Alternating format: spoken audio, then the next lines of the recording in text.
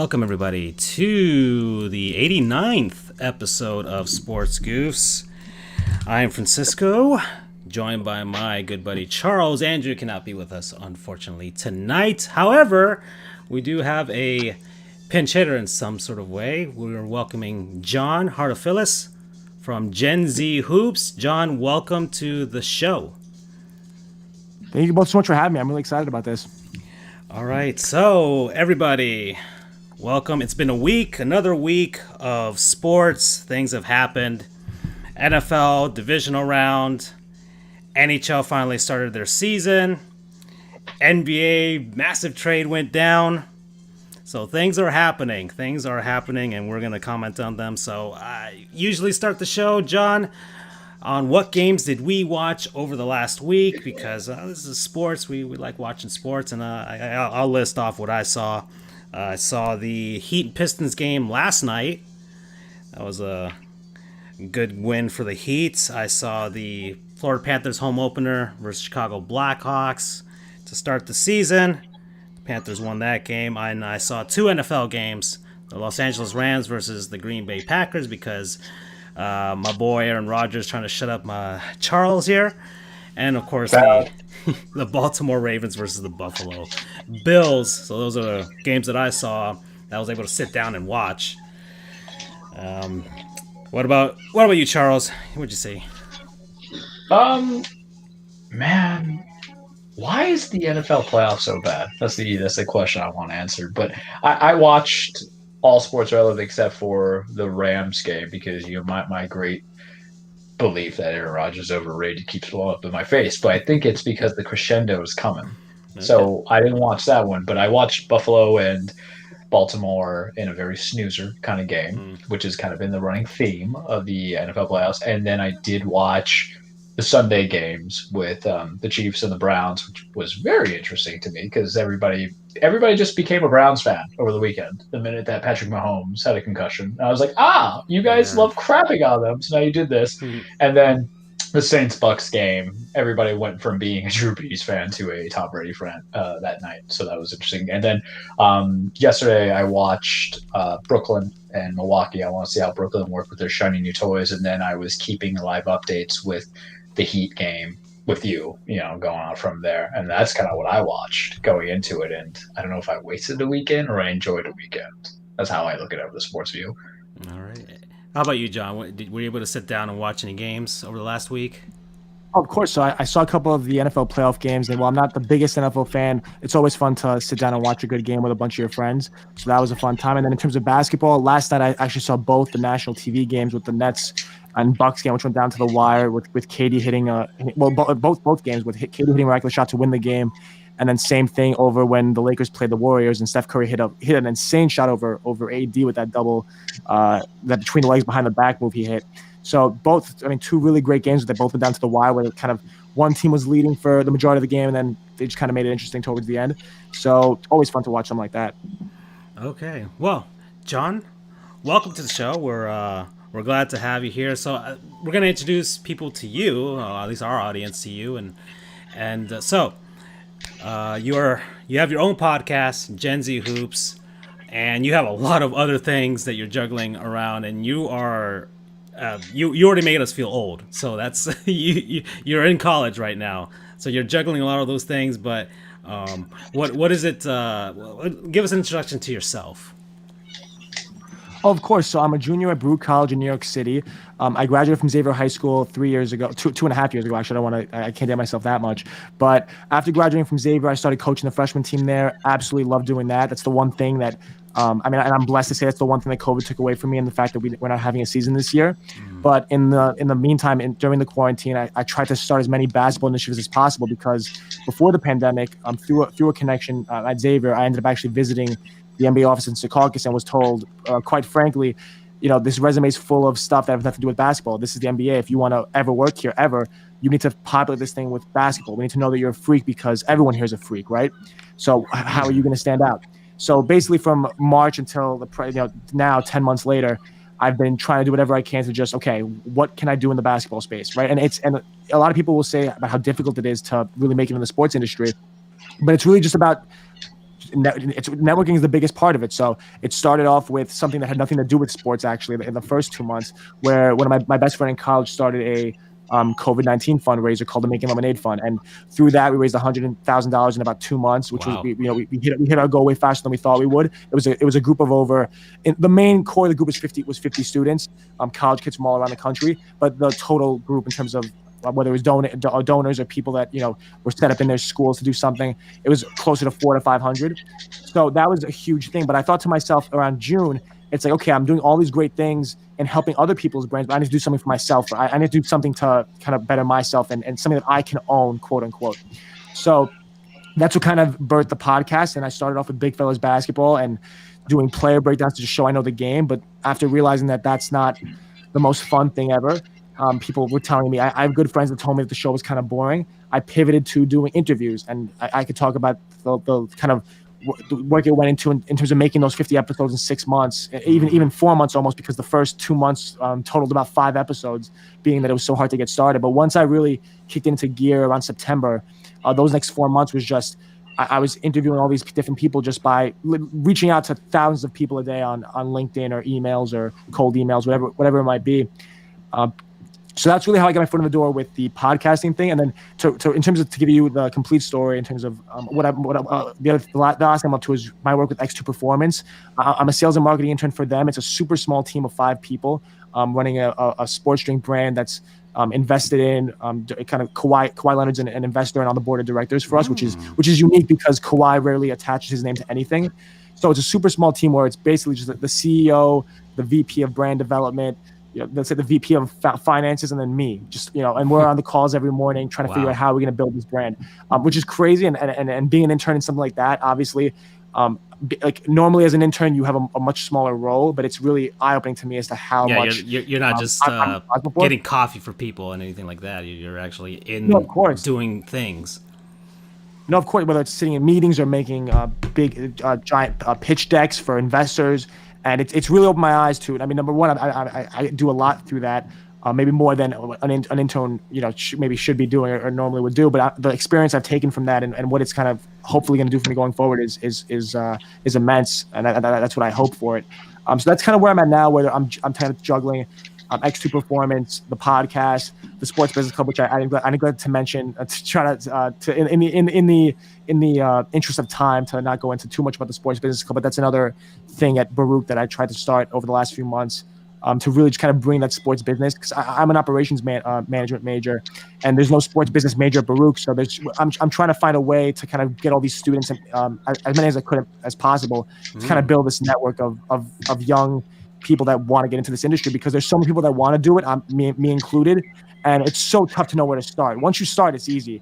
It's just figuring out where to start, and that's why getting into the industry is hard. But once you're on a roll, you're on a roll, and that's what I hope to maybe help others do, and also kind of get started on myself with that. Yeah, no, it's amazing how, because you're probably like 10, 12 years younger than I am right now, but it's amazing how just wanting to do something and just doing it, and then reaching out to people, and then you'll eventually get somebody to notice and then give you the opportunity, or you make the opportunities for yourself. So like for me, I wasn't even into hockey when I was a kid or anything like that, but I became interested when I was starting out in college, and my sister was dating. He's not my brother-in-law, but he was into hockey and everything like that, and I was like, okay. Then I started latching onto the team, Florida Panthers, and then like I started writing some articles about, because I like to research and check out history, sports history, that type of thing. And eventually the site founder of the SB Nation's Panthers site was like, hey, you write some pretty good things, you get some nice clicks on our website, and hey, why don't you join the staff? I'm like, sure. And then next thing you know, I'm covering games. I'm sitting with the team president talking to me about hockey, and then I'm like, how did I even get here? And it's been long running. I'm still doing it, but it's something that's you just have to do it for yourself, and you never know. You just never know. And now I'm making a podcast with my good buddies, and we're talking to people in the industry, which is amazing. Really, it's Interesting, amazing right? how Always, it's so cool. it's So amazing cool. how many there's so many sports media people out there that are willing to just come on over, sit down. Doesn't matter how big you are. You know, we're not Dan Levitard. We're not any of those people like that. But they'll give you the time if you're just a good person, and they might have a connection to you. So like we got our connections because Andrew went to Central Florida, and he reached out to these guys who went to Central Florida too. That covers the Marlins, covers the Pacers, and next you know we're talking to them on the show, and you're doing the same thing. People that went to Xavier, and because I've noticed that a lot of people have connections to the city out there. So it's just about doing it and figuring it out and reaching out to people. So all right, now your big thing is basketball. Yep. That's your goal, right? Is to eventually, I don't know what's your end game here. Is it to be a sports business, create a sports business company, or work for the NBA, or who knows? Because there's lots of stories of people in sports right now. Case in point, Florida Panthers general manager. He went to grew up in Wisconsin. Was the bat boy for the Milwaukee Brewers when they went to the World Series. Then he went to Yale, and then he was on the Yale hockey team, and then he became a coach on that team, and then he went to law school, became an attorney, started his own sports agency for years, representing hockey players, and then learning from scouts, learning from GMs, and then next thing you know, he's working for the minor league team for the Columbus Blue Jackets, and then now he's the general manager of an NHL team. So it's amazing his journey from bat boy in high school to general manager of a major professional sports team. So is that something you're aspiring to get to? 100%. I mean, being that I'm so young, I try to take a lot of the advice that Gary Vaynerchuk gives, and if you've ever heard him speak, a lot of times he'll say to like to 40-year-olds or 50-year-olds, you're an, and he, I'm not going to say it, but you're an effing kid, right? That's what he always says in terms of you're going to live your life, with modern medicine so many more times. Everyone thinks that, if you have to have everything figured out by the time you're 20, 21, 22, and I'd like to think that I'm doing an okay job at that, where I know that. I mean, I'm pretty confident in saying that the rest of my life will have a lot to do with basketball just because of how obsessed I am over it. With that being said, though, it could be the general being a general manager is kind of like my end goal right now in terms of that's kind of the biggest thing I could do in the basketball world. I mean, maybe be being the commissioner's a slightly bigger goal, maybe. Yeah. But it really is just like that's kind of what everyone's dream job is. And like when you talk to anyone, you talk to someone that says, "Oh, I want to get into the sports industry." Ask them, "What do you want to do?" They'll say, "I want to be an NBA GM." But my whole thing is, I would like to think of like, okay, it's not just that I want to be a GM; it's that this is my steps to doing that. Right now, my hope would be for the next few years, at least for the next few months, even just to get this podcast really rolling to where Gen Z Hoops, which is what it used to be Big Fellas Basketball. We've since rebranded to Gen Z Hoops. I really want to turn into more of a network, right? And I've hired a team of interns. There's a team of 12 interns, whether they're doing editing or research or my division experts that are kind of giving breakdowns on their division, one of the 6 divisions every week.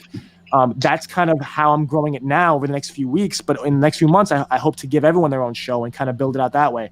So, but that's the thing, that only will take 6 months. How about the 6 months after that, or the year after that, or the 2 years after that?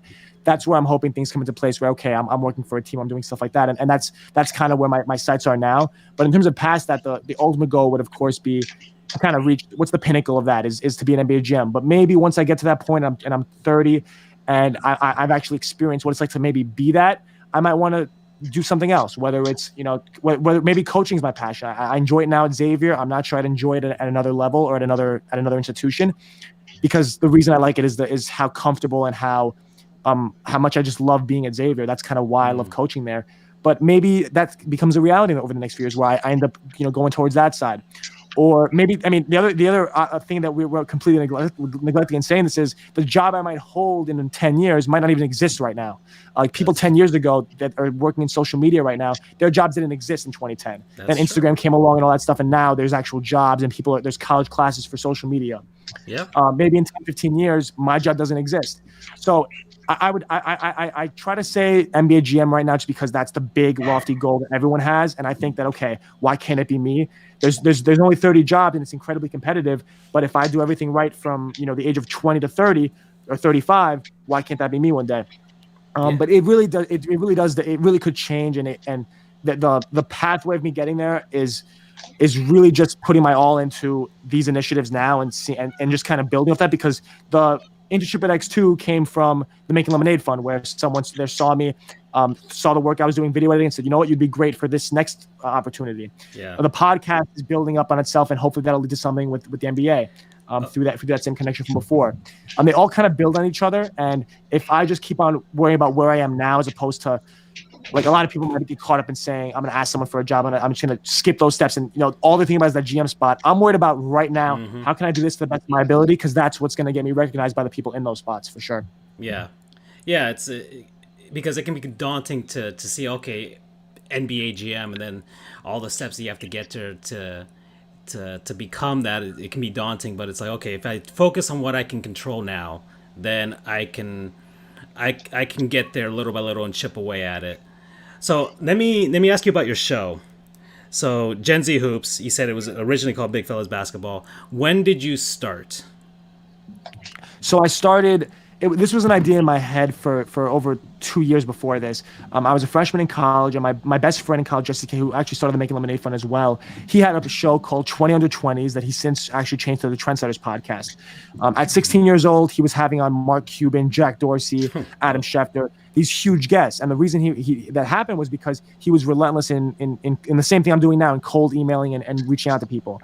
Jack Dorsey, the story with him was he went on Jack Dorsey's Twitter Live in 2016 and spammed him saying, I'm 16 years old, please come on my podcast, 1,000 times. And Jack Dorsey DM'd him on Twitter saying, like, how do we set this up?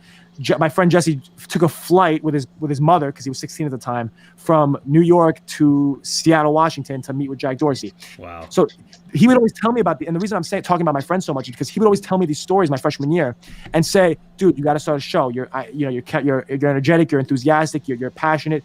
You have to go into this.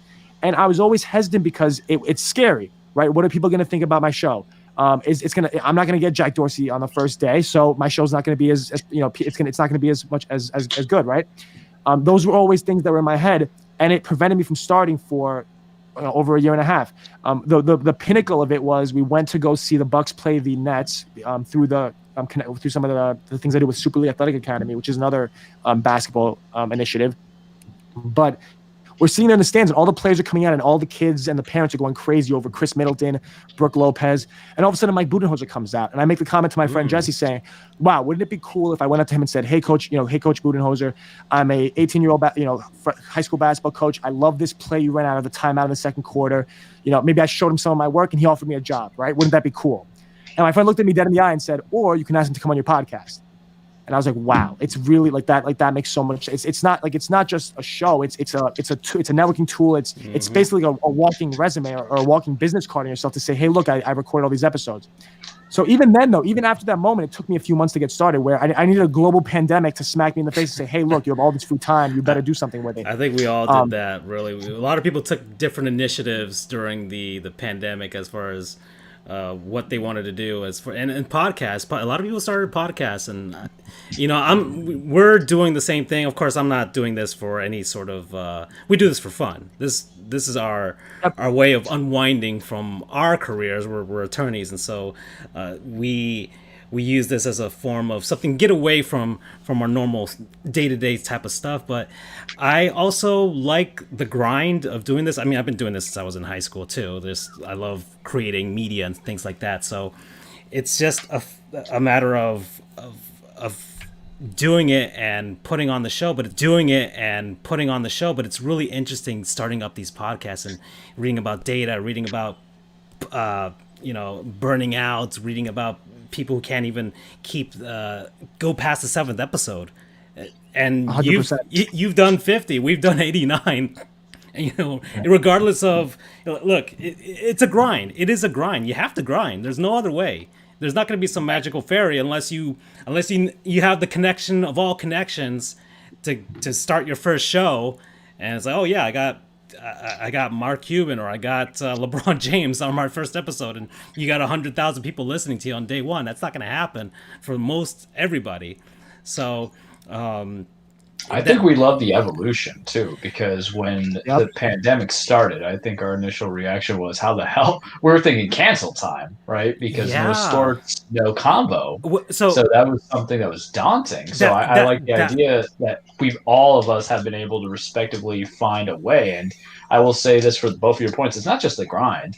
I love how it's kind of caused us to think outside the box. And Francisco has kind of been our key guy in finding different avenues of media. He got us a website now. I wrote a blog, man. I'm 31 years old. I don't like to write anything that's not legal, but I hate writing legal. But it's the idea to initiate that creativity and think about, can I get this guest? Can I get that guest? It's such a great feeling, because even though you have 50, 50 is huge, and after 50 you can still think about how to get to 60 and 70, and you'll be thinking of these new ways. It's a great tribute to kind of get to that point and still be fresh in the midst of, you got to think of what you've been able to cover, especially if you're a big sports fan. For basketball, you had a bubble season, and now you have the rebirth of a new season that might lead to another bubble season. So there's going to be these ideas warping to your brain, and then when you get more people on there, you might get the liaison, the political, the representative, the publicist, whoever, maybe your connection's working with Kawhi's brand too. What does that land you to? You got to put that name out there, man. It was like, it reminds me a lot when I was cold calling for my first internship, because I didn't know anybody where I was living, right? To find a legal job. So I basically put in some numbers, looked at the Google, and I said, "Hey, man, you want a free attorney or a free intern coming into it? I'm in law school, whatever." And they say, "Yep." And you learn through that way. So it's like you're opening yourself to other people, and also you're finding out what your grid is, and I love that. yeah. So John, so when was your exact first episode? When did you first publish that? Yep. So my goal was, once the Make Lemonade Fund stopped in May, my thought process, okay, I'm going to start this podcast. The hard deadline I put on myself was June 20th, because I turned 20 on June 21st. Last year. So my thing was, of 2020, yes. Okay. All so right. my whole thing was, I'm going to, no matter what, if the first episode sucks, I'm posting an episode on June 20th. That's my goal, because I went through Fiverr to get all my logos and stuff. I was making sure my intro was good and all that, and I was researched. But I said, if I keep on pushing this, there's no way this is ever going to happen. So this is the hard deadline. And what do you know? Like the last 3-4 days, I was like, I really need to get this thing to happen. And that's where I really started moving, right? Where I was actually really going as hard as I could to get everything set up for that launch date. I launched with 3 episodes the first day. But what I realized was, I had 6 episodes over the course of 2 months, because it was so difficult to kind of, whether reaching out to people or just kind of figuring out on my own. I had on, the first episode was an episode of just me. Second one, I had my best friend Jesse on, obviously, right? He came on. And then the next one was another one of my friends that had a podcast. Then it was one of my childhood coaches, and that's really all I had for almost 2 months to show for it. And it was on episode 6 that's what I had. It's interesting that you said the 7th episodes where people quit, because I've read that before as well, where a lot of people can't get past that.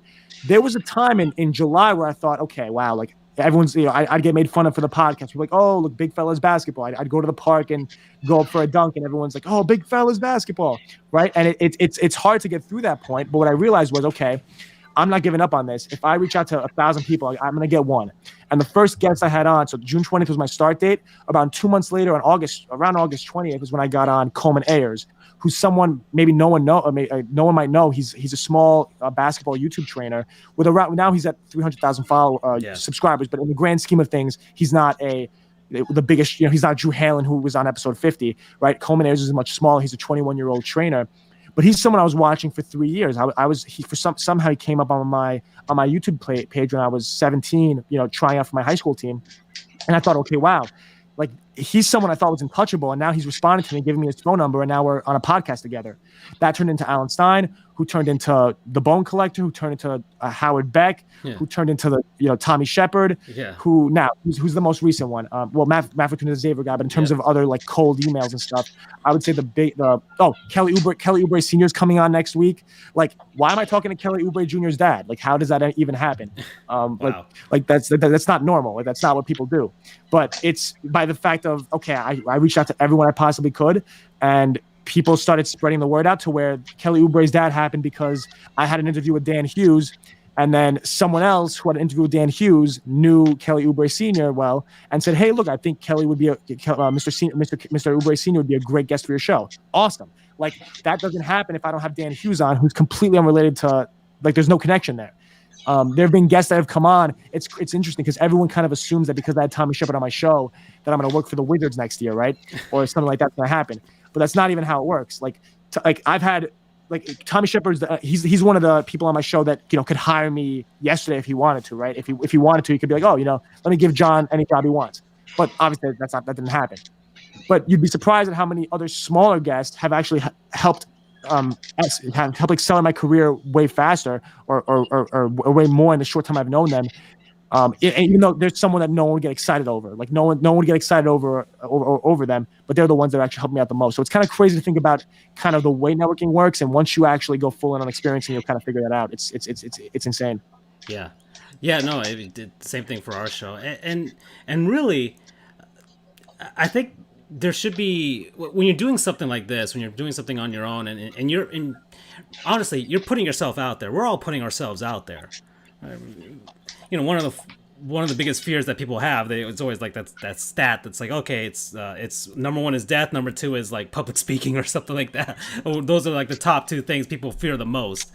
And that's something that you learn. I mean, I took public speaking as a college class way back in the day. So it's something that you kind of have to get over in order to be doing things like this. I mean, we're attorneys and we have to speak in front of judges and things like that. So you can't be afraid when you have somebody's life on the line. So really doing this is, all right, let's just talk about sports. And even if we don't really know anything, we're going to talk about it anyways. And if we don't know anything, we can bring somebody on who does know something and ask them, and they can teach us about something new. So it's interesting that you said some people were making fun of you for that, when it's like, wow, you put yourself out there. If anything, you should be commended for that. You should be. It's like it's being brave out there. And then once it starts rolling, once you start seeing some modicum of success, once you see that you're trending upwards, then it's like, okay, I've got something going here. I don't know how long this is going to take. I don't know how long I'm going to be able to do this, but I'm going to enjoy the ride for now, and we're going to see where it takes us. And that's kind of what we're doing with this show. We're along for the ride, and we're enjoying it right now. And it's amazing that you did that during the pandemic, and people were trying to find things to do. Heck, we were trying to find things to talk about for we did 12. We had a good 2-3 months of just me saying innate things, and wrestling I think took a big front seat there for a minute. We literally had an episode. We literally had an episode where we're like, let's just hop on Wikipedia and click on the first sports-related article, and we'll go down a rabbit hole and see where it takes us for 2 hours. So it's amazing what you can do trying to put on a show, and I love the creativity aspect to it. I don't know if you kind of get that I guess that dopamine hit of creating something new or trying to come up with something new. Like, okay, what angle can we do here? What can I do now? I don't know if you feel that. I would say the biggest dopamine hit that no one can understand why it happens to me is when I get a notification from LinkedIn on my phone. I have a different sound for it, and whenever that happens, everyone that's with me sees it. My face lights up. It's like, okay, who's this? Because sometimes okay, I open it up and it's that someone liked my post, or it's that someone maybe that is completely obscure or that I don't know their name, send me a connection request. But other times it's like, okay, Drew Hanley accepted my connection request, or I don't know, George Murasan, when he did that, I was shocked. It's like, oh my God, he's the guy I've only played within a video game before is now gonna have a conversation with me. So it's kind of those moments that just kind of give me the big. And it's funny. There's some people on LinkedIn that I'm not sure if they run their own accounts, but I've had Spencer Dinwiddie. I think he's very active on there. He just hasn't come on there. He just hasn't responded. But I was like, Spencer Dinwiddie, this is crazy. It's guys like that give me I can't even describe the dopamine rush I get from that feeling of excitement. Getting the notification for sure. Yeah. Okay, John. So, you're a huge basketball fan. What teams do you follow? And sports do you follow? I mean, what have you grown up playing and things like that? I mean, I grew up playing baseball, played it in high school. And then I told you about how I got into hockey. So, and of course, for me, I guess introduction to whoever's listening to this right now, and later on when I edit this and chop it up for the podcast audio version. South Florida teams: Miami Marlins for baseball, Florida Panthers obviously for hockey, and I'm watching the hockey game on the side right now because I need to keep tabs on them. Miami Dolphins, unfortunately for football, and Miami Heat for basketball, which has been great for me over the last few years. And then I went to college, Florida State. I got a master's at Florida Atlantic and an FIU, but Florida State's my main college team with regards to anything, really. If they're doing great in football, basketball, or baseball, whatever, I'm for them. And then Charles, how about you? How did you? I mean, just kind of taken from the top, New York Yankees fan, Tennessee Titans fan, which was always a fun story. Long story short, I didn't get to football until much later in life, but I always kind of like that grit that Steve McNair and Eddie George was kind of bringing to it. Of course, we have Javon Curse, the freak, bringing into it. So, I was around, I would say, 1996, 1997, but, not the diehard. And I live closer to the Tampa area, so the Buccaneers is kind of like a weird secondary team, but it's not a team I would advocate because Jameis and because Tom. There was like those are like the hey, we're the cool guys that rent somebody over. Like I don't want to be part of that team. It's okay.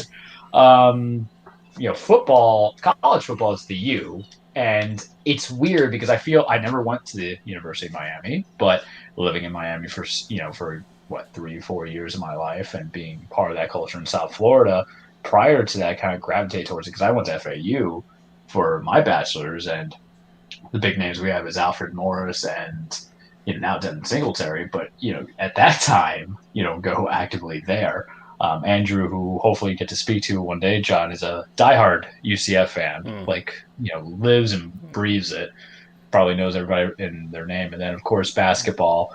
It's the Miami Heat. Really, it's just we've been enjoying it, even though we don't talk about the finals. But it had happened. We'll accept it one day. That's kind of like my story. In hockey, I mean, it's weird. It's like I enjoy the sport, but because it's not on my TV so much, I can't follow into it. And then some other side stuff. I love wrestling.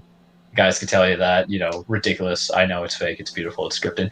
I do like me some boxing, but right now it's kind of like the downturn boxing because the pandemic, but also promoters mess up everything. And then I'm trying for like a new program. I'm trying to get back into other combat sports like UFC, but God, I really don't like what Dana White does half the time. So that's just more on my end of what I do and what I like. Yeah. How about you, John? Oh, for sure. So growing up in New York, I mean, even though I've never seen a competitive Knicks team other than 2013, it's sad. I know. It's funny. People ask me like, "Oh, like you're a Knicks fan. You remember the '90s?" I'm like, "Well, I wasn't." It's amazing how much James Dolan owns both the New York Knicks and the New York Rangers, and they're such polar opposites as far as how their organizations are run. He doesn't touch the Rangers. Like I honestly think he doesn't care about them. He just has them because they're a moneymaker at MSG.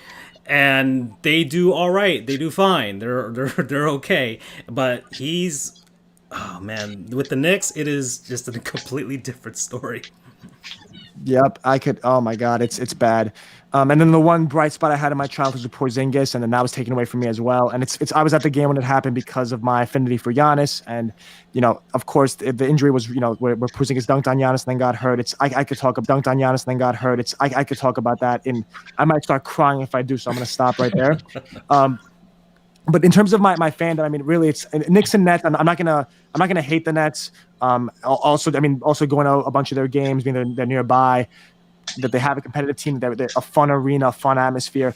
I do like both teams. I would take the Knicks over them just because of the history there and being from Queens and all that and all that.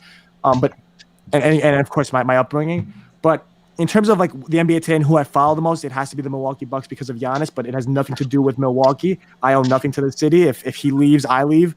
It's kind of similar to how many people treat it kind of LeBron, but it's more of a personal thing with me and Giannis based on having met him a bunch of times through a bunch of Greek initiatives and his brothers and everything. There's just a lot more kind of attachment there with Giannis. But that's kind of who I follow on the basketball side of things, and just kind of outside of that, I mean, I try to follow. It's weird because as much as I've always loved the NBA, it's impossible to watch all 30 games. So I feel like, I mean, now hopefully I become a much more knowledgeable fan because I'm, working with all these the division experts I mentioned earlier, and they're kind of just I'm learning so much by actually following every single team every single week. So hopefully I'll be able to follow. Like hopefully in the next few weeks I'll be able to say that I follow more teams than just those three. But those are kind of my main ones now. Yeah, it's amazing how, because we've had some college football writers on our show. It's amazing how much a lot of them too when you think about it. Yeah, but it's amazing how much because they're specialized in covering college football for Sirius XM or what have you, but they how much they consume of those sports and how it's amazing. Like I cover hockey, but it's the Florida Panthers, and I have peripheral knowledge of every other team out there, their major players and things like that, and I'm of course watching what goes down with trade and things like that. But people who are sports media insiders in the industry, they consume so much sports. And I mean, shameless plug to Andrew, because our own Andrew was on the national championship game as a credential writer for Reddit. For Reddit, and he really fits that mold for diehard for the sport. To me, of that expertise. It's I'm just saying that people who dedicate themselves to a certain sport, and you listen to them all the time. I'm sure you know the same thing, John, and they watch a lot. So it's not just I just know about my certain team. It's if you're willing to sit down and watch the Detroit Pistons versus the New York Knicks, and you can get something out of that, then you are dedicated to your craft. And John, I know you coach, or you said you coach at Xavier. You played as well, I'm assuming. What was it that you played?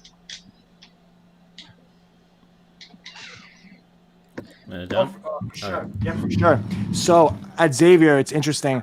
Everyone kind of thinks, based on like where I am now, that I played 4 years in high school, I was really, really good. I started playing basketball when I was like 13, 14 years old, so it was really new to me. I got cut from the freshman, JV, and varsity teams my freshman, sophomore, and junior year, respectively. So I made it as a senior, and that was kind of a huge moment for me. It's probably it's something I'll never forget and always remember, and that's kind of why I was asked to come back and coach. So and you're it really used to the makes grind, that experience. You're used to the grind since middle school. I'm sorry? You're used to the grind since middle school. If you grind and you made the varsity team in senior year. Wow. Yeah, that's definitely something that I'll never like.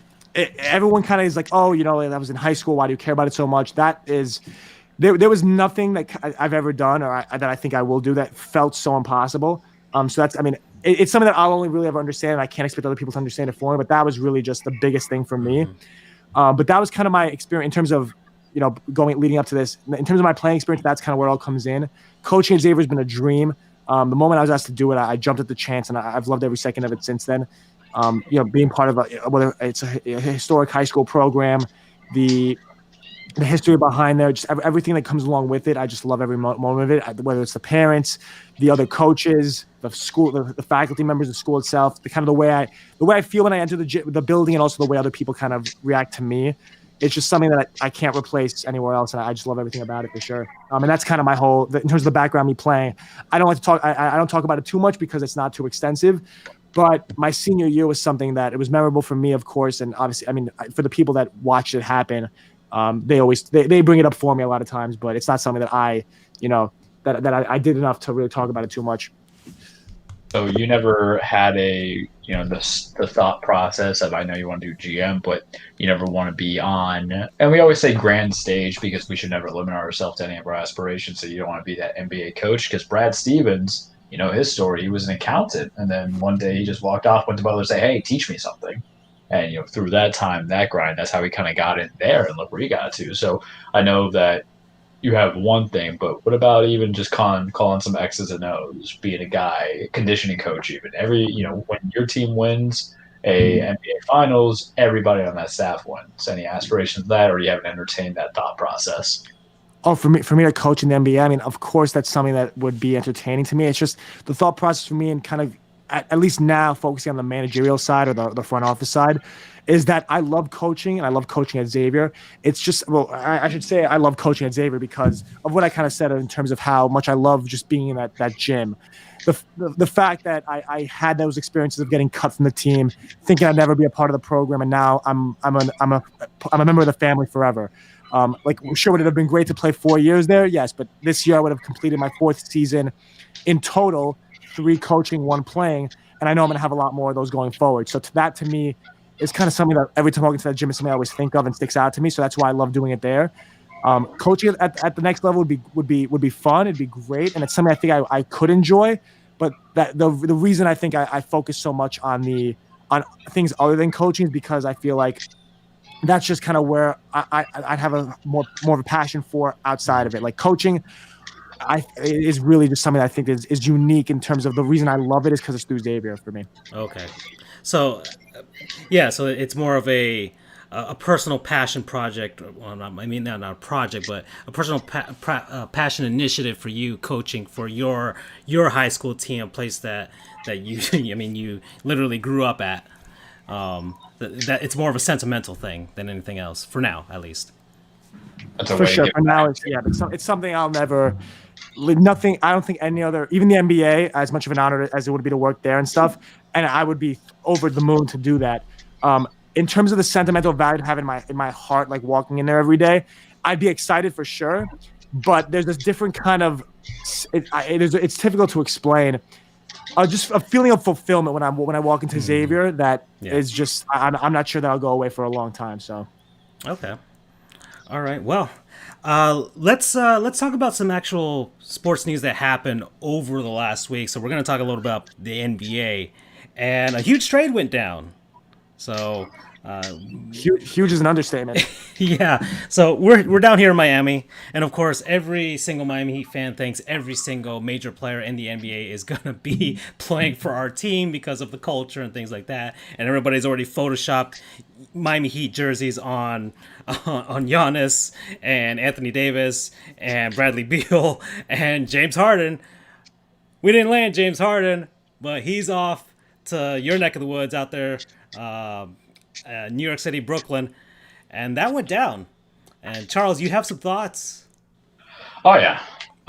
Well, Harden wouldn't fit because this is not a me culture; it's a we culture in Miami. All right, I'm saying out there. Yeah, yeah. I think I texted you when that trade went down was I thought Brooklyn wanted to win because I'm that person that the cut of the cloth that you're getting out of James Harden. We know he's excellent. We know he's a perennial scoring champion, a perennial MVP candidate, but he's not even the best player on that Nets team right now. It's going to be KD's show for a while.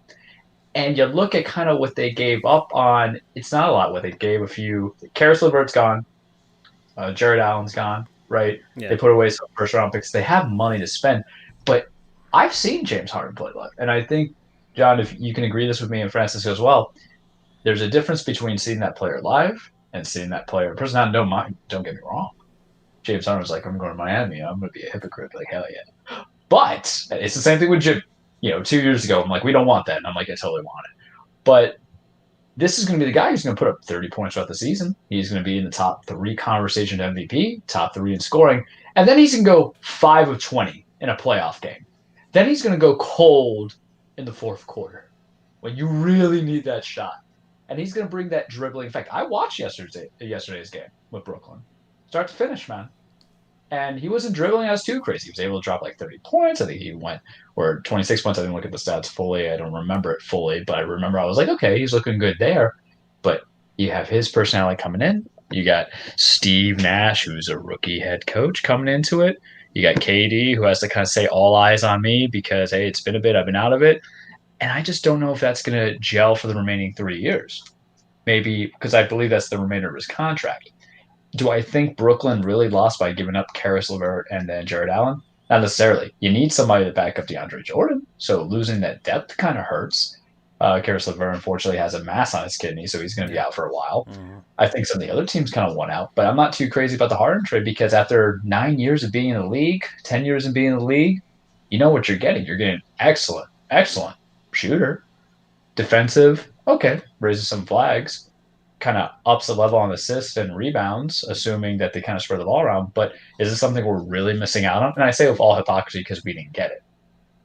We didn't get him out of it. But I don't think it's going to be the propelling that a lot of teams think it's going to be, or a lot of fans think it's going to be for them in the East. Granted, though, they play in the East. Maybe it's an easier schedule. And, there's Durant there who might be able to kind of gel in a little bit better. I don't know how that team's going to look with Kyrie's around, because now you're really going to have questions. Who's going to get that last shot? Who's going to be, officiating offense? who's going to be that guy? Because handling the ball is, unless Nash is smart, he says, egos aside, let's do it how we got to OKC to the finals years ago. I mean, Kevin Durant said Which way? that James Harden looked more natural handling the ball, being the guy. Then Kyrie, yeah. That's a floor general like that. But Yeah, Kyrie, great human being, kind of a pain in the ass as a player. And you saw how he kind of created that fracture and that schism in Cleveland and in Boston. Who's to say it's not going to happen in Brooklyn? So it's even one of those trades that even getting a guy who might be better in production for your team might cause other issues with the other guys there. Because if you put a whole bunch of prima donnas, and not to say that KD's a prima donna, but he's got those burner accounts on Twitter. We know Kyrie's position. We know Harden just basically kind of wore a fat suit to get traded out from Houston. Was that else, right? They don't have a Spo over there, Francisco. They don't have a Tom Thibodeau. Because I can tell you, TT over there for the Knicks can calm that out. Unfortunately, he just has RJ Barrett. Even though, Randall's on there now? He's doing pretty good. But that's just what my thoughts are on Brooklyn getting Harden. It's kind of like my long rant of pent-up frustration that I have to watch KZ Okpala try to shoot and Kendrick Nunn try to shoot, and I look at Brooklyn like Nunn had a pretty good game last night. All right, come on now. They did, but I feel like is it Ted from Scrubs? Is like, why do they deserve to be happy? In my spite and pettiness. What says you, John? What do you feel about it? For sure. So I would think maybe a slight. I'm still biased in a different way, maybe. So a different biased perspective in terms of not a bitter fan, but maybe an overhyped fan, being I'm from the area. But I mean, it kind of similar to what you said. I mean, it was funny when you said about how it's different when you see a player live. I think I told you guys this before we went on air. I was only 15 when it happened, but I have guarded James Harden before one-on-one. It did not end well for me, but I can tell you first. Nobody recorded it, right? Yeah, before we started recording, I mentioned it. All right. But a meme. Yeah, that story is a good one for sure. And I could talk about my father became best friends with Mrs. Harden that night. He came over. We were playing 5-on-5. He jumped into the game. She was watching. My dad went over and said, "Oh, your son's such a great guy," and they just hit it off. And then she found out I was from New York and had them print out a longest distance camper for him. Really sweet lady. So I would hope maybe she's at a game in Brooklyn over the next few months, and maybe, well, not obviously now with no fans, but maybe she'll recognize my dad and I. Who knows? That's always just a little fun aside. But in terms of what I actually think about the trade, I think it's great for both sides. I mean, Houston got a lot out of it for a player that obviously, as great as James Harden is, as James Harden obviously is, he was so disgruntled where if he had, if he having 2 years on his contract gave them a little bit more power, but they still weren't in the best position available to get the picks that they got out of it too, and a couple really solid pieces now to keep them at least a little bit competitive for the near future. That's what I'm saying. Those are some great pieces. Definitely some great pieces getting guys like Oladipo and stuff. And of course a treasure trove of picks. Now, will those picks be great? Will the 2023 picks be really good? Probably not, because the Nets are going to be, fighting for. Those will probably be lower first round picks, but those 2027 picks, if Harden and KD, if this thing doesn't, it could really work out. If that's another one thing I want to make sure that I'm kind of the mindset of winning one championship is a huge deal. I've had people tell me that if they don't win at least, if they only win two, they've failed, which I think is ridiculous. If you win one championship in the NBA, it's a huge deal, especially from a player's perspective. We expect more out of KD, but from a manager's perspective, if Sean Marks they win the championship, Sean Marks did his job. Yeah, just historically, the NBA has had so few of those teams win an actual title, just one itself. I mean, look at the Dallas Mavericks with the Dirk Nowitzki era. They won one. They won just one. Barely at the tail end. Yeah, exactly. And it was just the Miami Heat just. Everybody choking in that series, but it just won. They just won one. The Raptors just won. And look, regardless of how they got there, with how many injuries the Warriors had, they still got the one. And that's something. That is huge. Trade, the background for that trade was everything with the Kawhi and DeMar DeRozan trade. Mm-hmm. If that trade, Kawhi misses that shot, right? The four bounces on the rim. We're talking very differently about Masai Ujiri. Right. Is Masai Ujiri a smarter basketball mind if that ball goes in and out? No, but that changes our perception of him. If that shot goes out, okay, wow, the Kawhi trade was a total disaster. How could you trade a player like DeMar DeRozan who wanted to sign long term in Toronto for a guy that left after 1 year, but they end up winning it, and now Masai Ujiri is a genius, and it's that risk actually paid off. So it's crazy how things like that could work out, but that's kind of the business that we're in terms of how it's very results driven and how things can be completely out of someone's control. Giannis, for example, right? They lost that game 3 in Toronto in double overtime. A random player on the Bucks, Eric Bledsoe, makes another free throw. Whoever it is makes one more free throw on 2 different occasions, and they win that game, go up 3-0. And I'd like to think up 3-0, they'd hopefully close them out they'd close out Toronto. The way Toronto played, you could make the argument they'd still win 4 in a row. But going up 3-0 is a whole different beast. So maybe the Bucks end up winning that series. Then they go up against the depleted Warriors team. Maybe the Bucks win that series too. Now we're talking about Giannis being the best player in the world, when as opposed to that, because some guys missed some free throws, we're talking about him being a playoff choker. It's crazy how that narrative can change off of something that has nothing to do with them, which is something I think about a lot, because it's crazy how that works. But in terms of this Harden trade, if they win one, I think it's a colossal success, because it's so difficult to win one championship, especially in the current climate in the NBA, where it's so competitive. Where if you look at the standings, I would say there's like 26 playoff teams. Maybe like when you're looking at them, you're like, this team can make the playoffs. This team can make the playoffs. There's very few that you would say that have no chance of making the playoffs. I feel like, and I'm just thinking about this in terms of market share in the New York City media market, because the Brooklyn Nets are, I guess you could have the analogy of the Lakers and the Clippers. And the Clippers are just trying to win one. They're just trying to get that one, because getting that one legitimizes them in the Los Angeles area, because they've been there, almost 40 years now, or so, I don't know how many years now, and they've been in Los Angeles, and they don't have any sort of modicum of success until recently, until like the last 10 or so years. And the Brooklyn Nets, I mean, they won championships in the NBA. They had Julius Erving and things like that, but it was then they move over to the NBA, and they don't have that one. They're just trying to get that one, and they know, and they can be something much bigger in that city. And you can probably talk about it more, John, as far as like the dichotomy of Knicks and Nets with regards to the people in New York. But the Nets have had a chance to be the team of New York in that sort of way. I mean, they went to 2 finals earlier in 2000. They lost to the Lakers and the Spurs. Who could fault losing to those 2 teams? But now they're going for it. They just need that one. They just need that one. Doesn't this remind you guys of 2014? Because you gotta remember, this is not Brooklyn's first, big shot trade approach. Different players, probably better traders. That trade was a disaster for them. It was, but you got to remember how the hype was. But 2016. I would say that, there's definitely a big difference because of this. You're not getting over the hill KG and Paul Pierce in this. No, but you look into it, what they were wrestling on: Joe Johnson, Darren Williams, Brooke Lopez, kind of breaking into it. And the whole point is, you can have talent to get you there. And I understand that this is a completely different genetic makeup, but you've seen those big moves and you see how they don't plan out. And what I've noticed is that after the first 2 years, the patience button runs out. New owner, understandably so. Sharmak's been around for a bit. Do I think they have the right guys? Obviously, but you've kind of seen that it's kind of like a seesaw. You've had your opportunities in the kid time.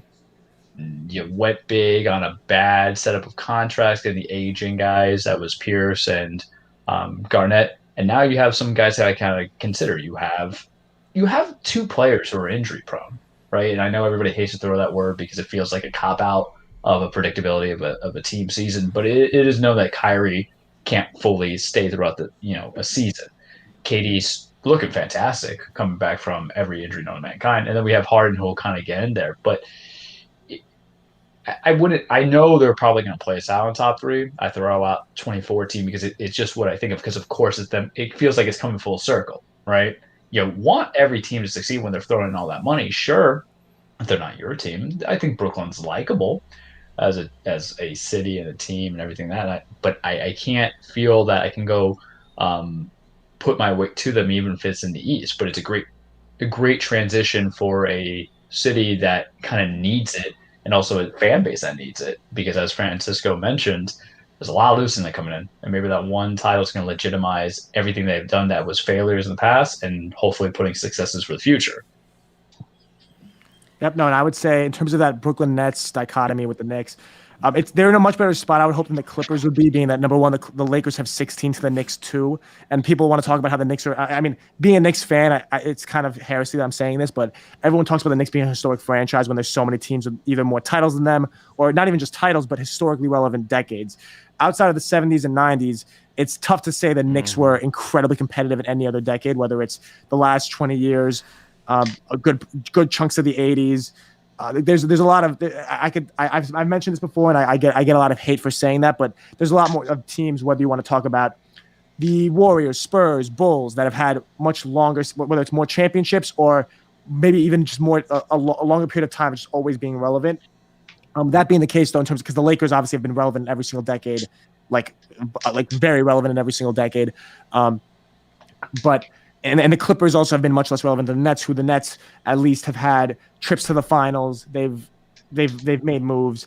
They've had marquee players up until like recently. All the Clippers have their greatest players of all time are Blake Griffin, Chris Paul, Bob McAdoo. Yeah, he played for the Buffalo Braves. That's how old that he was. Yeah, exactly. So Bob McAdoo, and then who else? Elton Brand, maybe. Ooh, yeah. It's really difficult. The Clippers are, compared to the Nets, who at least, okay, even though it's the NBA days, they could say they have Julius Erving. You could talk about Drazen Petrovic. You could talk about Jason Kidd, of course, one of the best passers of all time. Like Vince Carter. The Nets do have a little bit more than the Clippers, and the Knicks have a whole lot less than the Lakers. But that's still you are right in saying that they win that one championship, and it changes things a lot, because I would say it's already close to the Knicks and the Nets in terms of there's a lot of people in the New York area that are Nets fans, just because of the way the Knicks have been. It's not just so much that they're losing games, it's kind of how they're losing. The Knicks are losing in a way that's making you feel like they're never going to stop losing, because their process is a losing process. And there's always a PR nightmare behind it too at some point for the Knicks. Yep. Yeah. No, so that and the Nets have all this pot. I mean, going to a Knicks game is an experience unlike any other night. It's not just because of Madison Square Garden. It's kind of the environment of the bright lights. Being in New York City is a lot different than being on Atlantic Avenue in Brooklyn. That being said, though, when you're at a Nets game, there's a lot more. There's a much younger, much more energetic vibe to it. Whether it's the music being played, they do have some things trending in their favor, and the biggest part of that is having a very competitive team, and stars that are very cool. Like, it's not like they have. I mean, they don't have stars that are quiet. They don't have as much as I love these guys, a much more quiet star like a Nikola Jokic or a Kawhi Leonard. They have James Harden, KD, and Kyrie, three of the most energetic and exciting players in the league, whether it's because of their shooting abilities or the way they speak or the way that they handle themselves. In whatever way, the way they walk on the court, they have a kind of swag to them that most of the players don't have. Yeah. So that's kind of what the Brooklyn's holding on in terms of that Brooklyn pride, all that stuff. If they win, if this trade works out, and in terms of the actual dichotomy, the way the trade works out, if we're going to talk about both maybe the fit in terms of what James Harden does for their spacing, I'm not sure how Kyrie will look when he goes into them. I can't speak on that. Of course, I'm not an NBA level coach or anything like that. But what he's doing now, when you're seeing the outbursts the KD's had over the last two games, he's been playing well all season, but his most efficient scoring games and his outbursts have come in those last two, unsurprisingly, because by having James Harden on the court, he's just in terms of the gravity that he has on defenses, it's opening things up for KD. And someone that's already such an effortless scorer, it's getting even easier for him. Same thing with guys like Joe Harris, and hopefully having those three stud players that can also space the floor will make things easier for the other guys as well. So it'll be very interesting to see how it plays out. I think it's great for them. Can they compete with the Lakers, who have 1 through 8, 9 are the deepest team in the league, and have one of the two of the best players in the league? It's tough. I'm not sure if they can. So maybe that's what stops them from winning a championship. But if that's what it is, I still think they'll be very, very competitive and a lot of fun to watch, and will definitely change the narrative on basketball here in New York. Okay. All right. We're coming up on the halfway point of the show. We're about an hour in. So, John, I guess you said you're going to give us like an hour or so, but close you out. Outro here. John Hartofilis, everybody. Thank you for coming on to the show, by the way. It's been quite a pleasure. Oh, it's been a blast. Yeah, it's been a really fun conversation, actually. And give us, where can we catch you? Everything you got, Twitter, everything, Gen Z Hoops, obviously. But what else? What else can we catch you on? Oh, of course. So for any of the ladies listening to this podcast, you can follow me on Instagram and DM me at j.hart21. So that's for everyone there. For everyone interested in the sports side of things, you can follow me at Gen Z Hoops. Both on I'm obviously very active on Instagram, Twitter. I don't post a lot, but I'm active there. LinkedIn's my biggest thing. If you want to connect with me, and whether it's from a business perspective or from anything like that, LinkedIn is where I'm most active and probably most. I post the most and I'm most transparent on LinkedIn. But really, I mean, if there's if anyone would like to get in touch with me, like my DMs, I answer absolutely everything on Instagram, LinkedIn, the YouTube channel, obviously for Gen Z Hoops is where all the video content goes up. Really like on every platform, Apple Podcasts, Spotify. I'm on distribution platforms in India and Japan just to have it for SEO purposes. So you can really find the podcast anywhere and connect with me on really anything. So would love to chat with all of you. And thank you both so much for having me on. All right, John. Thank you. Thanks, John. We appreciate you. All right, man. Oh boy. So yeah. Well then, Charles, we're at the halfway point. So you know what that means, right? I'm still gonna say Brooklyn sucks, by the way. Still gonna call it. My pettiness is real. Oh boy. Is it the halfway part? Yeah, it is the halfway point. We all know what that means. It is time for. Let me find that graphic. Where's that graphic there? Let's find it here. Word from our non-sponsors, people, places, things, concepts, what have you, that we have been enjoying over the last week. We're only gonna have 2, I guess, this week because Andrew is not with us today. But I guess actually, Charles, you start because I had something in my head and I lost it. And I'm gonna give 2 as an honorary for Andrew in that sense because we got to keep it at 3 always coming into it. Side non-sponsor John Hartofilis come in with us. Today I think that's something Andrew would say, and I'll keep that going. Good, interesting concept. I like people who talk basketball who actually know the analytics as opposed to being like, oh hey, just shoot the ball. But I gotta tell you, Francisco, the reason why I had to go with 2 is because life is about comfort, and we'll go with something that's very near and dear to my heart, right? So I had my wisdom teeth taken out not too long ago. As you guys know, I feel like you should preference that every show. And I have not been able to have the delicacies of what I want to eat in life. And it's just like super depressing when I can't do it because all I've been having has been like soup. A couple other stuff I tried with solids a little bit too early, and I should. It was very sad boy time for sure. But today, man, I'm like, all right, I'm losing some weight. Gotta pack on some pounds. So the other day, I feel like I should do like 5 foods, but I'm gonna keep it to this one today because one had to pay off. Yesterday, I had both barbecue and Chinese food. Some lo mein, some crispy, good, tasty, not too crispy, but crispy enough. General Tao. I had some thin sliced pork. It was great. But today I was like, all right, man, we're gonna have those leftovers. But what are we having for breakfast? And I think I've done them before. But when you're good, you're great. You're always gonna get recommended. The one thing they're like, oh hey, you should get some ice cream. I'm like, I don't want an ice cream though. I like ice cream, but I don't pick out an ice cream. I got to pack on probably about 3 to 5 pounds, man. I went after I came back from court today at 11:12 a.m. I remember the time, and I got me 12 of the most beautiful donuts of my life from Jupiter's Donuts. I love them so much. I got myself 3 Bavarian. Where is this at? Where is this at? What's the place called? Donuts. Jupiter, like the planet, because it's big as hell, and them donuts are pretty big too. And I got me a baker's dozen. The fam can have some as well, but I'm gonna eat most of that. We got 3 Boston creams, 3 raspberries. We got 3 glaze, 3 strawberry with sprinkles. I can't do the sprinkles yet. They'll get in the pocket lining. I had 2 of them already today.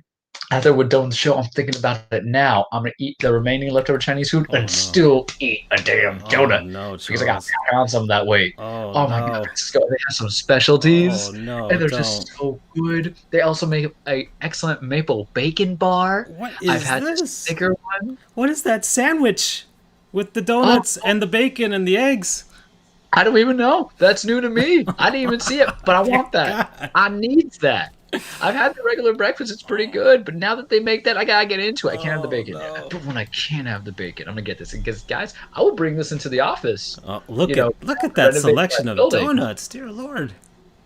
Yeah, I mean it's ridiculous. They have like Reese's peanut butter. The butter crunch is excellent. They have the Butterfingers. The chocolate banana is so good. They make an excellent lemon drop that they only have it available on Thursdays, and I never seem to go. But damn it, do I want that lemon drop? Their crullers are even good, and crullers are kind of lame to me. They're not my favorite, but look at that glazed lemon jelly. Kit Kat. Oh man, it's just so good. And I'll pay the $15. I don't care because Yeah. some people like Dunkin'. People like Baskin Robbins. If they the Dunkin' Baskin Robbins thing, I can't get into it, man. Dunkin' Donuts, it's like on my low tier. This shit is my high tier. Excuse my French, but it is so good. Because donuts are special to me. I like them fluffy. I like them big. I like them flavorful. I love them all the way through. This is what I've been wanting for 19 days. And today I got it. And did it hurt my mouth? Just a little bit. Was it worth the pain? Absolutely. Would I do it again? You know it. So, Jupiter Donuts, my first non sponsor. Promo code, just glorious. Oh man. Oh boy. Are you a donut? Are you Oh part of my the donut family god. here? Oh my Or are you a god. heathen? No, I love donuts, man. I rarely eat donuts because of they're donuts, man. I know. I've almost lost 20 pounds now, so I can't relapse right now, man. I'm halfway to my goal at this point. Dropping like 3 pounds because all it was like soup and stuff like that. I'm like, no, no, no. I gotta be a little bit of a thick boy, and I Oh knew the man. remedy because I don't want to I don't want to regain that weight with the fast food grease because Oh that man. this is the healthiest Yeah, thing. yeah, yeah, But yeah. donuts, I'm like, it's breakfast. You Get need it. that Breakfast of sugary champions. stuff, man. Yeah. Oh boy. Yeah. Every time because every once in a while I get like a stomach virus or whatever. We all get stomach viruses every once in a while. We're just spewing things out from every orifice, but you lose about a few pounds when you get one of those, and it's always nice to regain that back. Oh And yeah, yeah, that's that my way, baby. yeah, that's the That's best part my of the way. yeah, that's the best part of the recovery. Oh man, yeah, lose it 3 pounds of just eating this. Yeah, man. Yeah, breakfast, lunch, and dinner. That's the plan. I'm gonna stock up. Out of the 12 I got, I'll probably the plan is to get like eight of like the 12, and I'll die happy. I Oh don't care. man, Let the sugar rush hit me, but if there's 3 meals a day plus a snack, your boy has got it. that is worth it. After 19 days, that is worth it. Oh, And, like I don't want any after effects on the gum line, anything like that. I want to do it right, but sometimes I know what depression feels like. And depression is just seeing everybody at the household get a pizza and you can't have that pizza. mm, You know, mm-hmm. monsters. Yeah. Oh, look at those specialty orders. You can, yeah. Oh, look at that. Don't get me tempted. Oh, all right, man. Yeah, definitely not anything like that. My non-sponsor goes to the Apple Watch. Ooh, Apple Watch. so we're selling out then. I mean, come on now. I already sold out to Apple once before. I already shouted out the iPhone before, but I'm just the Apple Watch. Look, I was never a watch guy growing up. Never was. Wasn't into it. Probably the last watch that I was into was the ones that I got at Burger King when Lost World Jurassic Park came out. I got the whole set too, by the way. Got the whole set. My favorite one's the one with the Velociraptor eye. That one's a great one. But yeah, never a watch guy. Never a jewelry guy either. No necklaces. No bracelets. No earrings. No nothing like that. No bling bling for me. All right. No gold grill. But the first Apple Watch came out. I wasn't even into it. I wasn't even gonna get it. But come Christmas time, I get it gifted to myself. I'm like, I got a watch. I don't wear these things. I don't like things on my wrist or anything like that. And Series 3 comes out, and I get that one gifted for Christmas a few years ago. And it's the one I'm still wearing right now. And I gotta tell you, man, smartwatches of any kind. I can't talk about the ones from all the other companies. I can talk to you about this one. What a convenience! Like you wouldn't think it's that convenient. It's like, okay, it tells the time. No, they had the commercial. It doesn't just tell the time. It gives you all your notifications, your reminders, and things like that. And I can't tell you, even being in court, how easy that is. You could just look at the watch because you could be fiddling on the phone and people will look at you weird like that. It's like, oh, the lawyer's on the phone. He's not paying attention to the law in front of him. It's like, you can hop over to the watch and look like a sophisticated human being. It's like, yes, the sun is at this position at this hour. Ah, yes. But this watch it's been so convenient for me. Look, lately, because I've been taking these new prescription meds, I've been knocking out in the afternoon. I knocked out before the show, actually. And I don't know if that's a genetics thing either, because my dad always gets home from work and takes a nap. So that just might be me becoming an old man. Yeah, maybe we're just old. Yeah, that could just be me becoming an old man. But the watch, when I knock out, watch is still on my wrist, and the watch rumbles. It rumbles, it shakes, it vibrates. And so usually I'll get a notification. It might just be Charles sending me another wrestling gif. And I wake up. You know that was cool. Yeah, that was a really nice thing. And people are like, "Oh, that should be in a video game." It's like, you're never gonna get that in WWE 2K21. They don't have time for that. That was too much crunch. Anyways, and it wakes me up. And look, I've been utilizing the reminders feature a ton lately, a ton, because I realize that I forget a lot of things. And I need to remind myself of things. So before I forget the thing, I'm like, hey, Siri, remind me to, I don't know, pick up milk. She accidentally actually listened to me. Anyways, and at 9 o'clock, whatever, and pops up on my watch. It's like, hey, remember to get that milk. Ah, yes, the milk. And then I go and do it. So it's been working a lot for me for work. It's been working a lot for me for normal life. Hey, do the laundry. Pick up this, pick up that. Buy this, buy that. And I can't tell you the convenience of it. There's all the other gizmos and gadgets, like some of them like have like EKG monitor. It's like I know when I'm gonna have a heart attack. Don't worry. I don't need my watch to remind me of that. But the exercise thing, that's another big thing. I've been losing weight, lost almost 20 pounds now.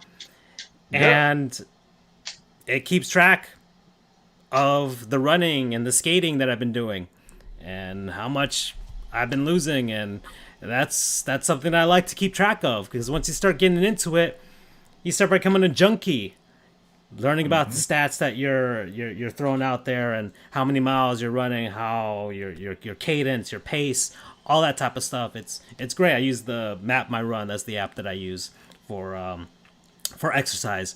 So that's always great to utilize as well. So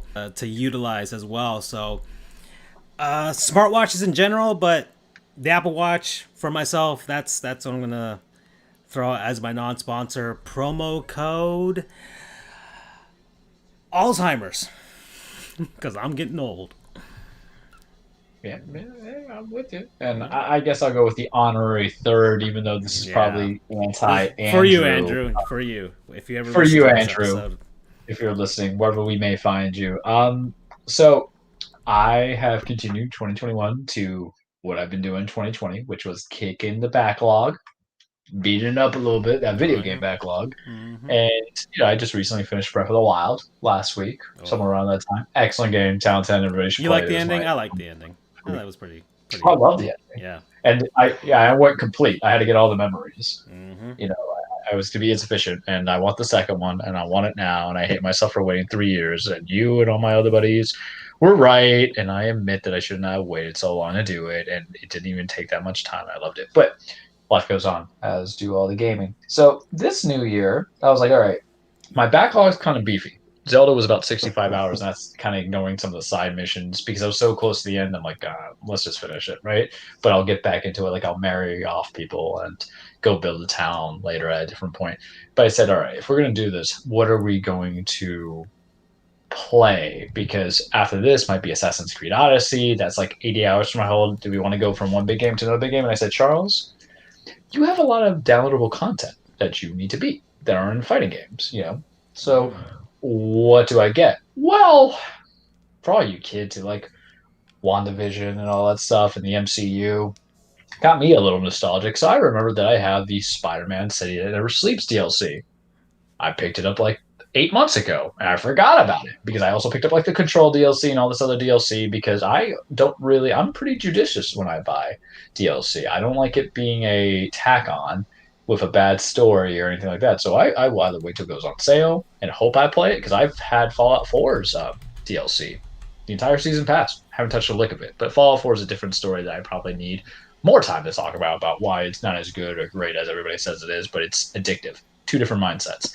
But I played, I beat over the weekend, beat it yesterday, Spider-Man: The City Never Sleeps DLC, and I loved it. It was so good. It's not better than the actual game. No DLC should be better than the actual game, but it brought me back into the web mechanics. It brought me back into slinging around New York. I guess today is like our tribute show to the city of New York, right? I And guess so, the state of New York with Your John and everything else, and talk about Brooklyn and New York birthplace. Knicks. It was I got it for like $10, and you can get it not just as a DLC, but at the Game of the Year edition out there. They're pretty cheap now, but you get to continue the story as Peter Parker, Spider-Man, as he deals with Black Cat, Silver Sable, and Hammerhead. And I think it's a good kind of setup because for Christmas I got Spider-Man Miles Morales, which I heard is like 12 hours. This DLC to beat was about 10, so it was kind of good little appetizer because now I kind of want to jump into Miles, but I kind of don't because I'm like, all right, I'll jump in. Like I already dropped in 12 hours, but are we doing the same thing even though it's a different story? But it connects, it bridges. Can't give spoilers for those who might have played, but Spider-Man was one of those Game of the Year contenders for me. Beat out by God of War because I think God of War was a little bit that much better. But I thoroughly enjoy getting back to revisit it because it's one of those few games itself that I kind of want to replay again, dedicate those 30 hours, use the new game plus. You can utilize all the cool suits, do the missions. I mean, the downside of the DLC was there was too many screwball missions, and that's one of the video game villains. But I really like how they took a no-name like Hammerhead, who I remember from the animated series and the comics I read because your boy reads his comics, but he wasn't really prominent. I was like, why don't they use Tombstone instead? But whatever. But it worked out pretty well. The combat's fluid, very much like Arkham. Unfortunately for you, Francisco, you don't have a PlayStation, which are part of the master race, so maybe it'll become available on PS Now. And if it does, I highly recommend that you play this game because it has the fluidity of Arkham Asylum and that kind of gameplay combat system, but you get to swing around New York, waste hours in, listen to J. Jonah Jameson on his podcast because he doesn't work for the Bugle anymore. Minor spoiler. Or does he still work there, but he did his own thing? I don't know. I guess I just have to replay everything. But it's good. It's endearing. This is like my favorite Peter Parker as well because I don't like 16-year-old Peter Parker. That's what the medium has put him on because of Tom Holland. I like 23-year-old, 24-year-old Peter Parker trying to figure things out of what he can be with, as a man, as a young man becoming a fully situated man and everything that goes to hell around him, how he kind of keeps motivated. So Marvel's Spider-Man DLC, The City Never Sleeps, go get it. Spend your money. It's worth it. If you had to buy like one game this year, go ahead and buy that. Unless you have to buy Breath of the Wild, that's fantastic. Promo code Spidey Senses. Okay, alrighty. Yeah, I don't have a PlayStation. I spent all my money on the PC, and I'm actually playing PC games finally. I almost gave it to Cyberhook, by the way. Cyberhook is a fantastic game, but I played 4 hours of it, and I'm still not done. But man, that's a game that I'm surprised it hasn't been ported to anything else. Because that thing can definitely run on the Switch, could definitely run on the PS4 and the Xbox One and the new generation consoles, and definitely a game that I could see being a VR game.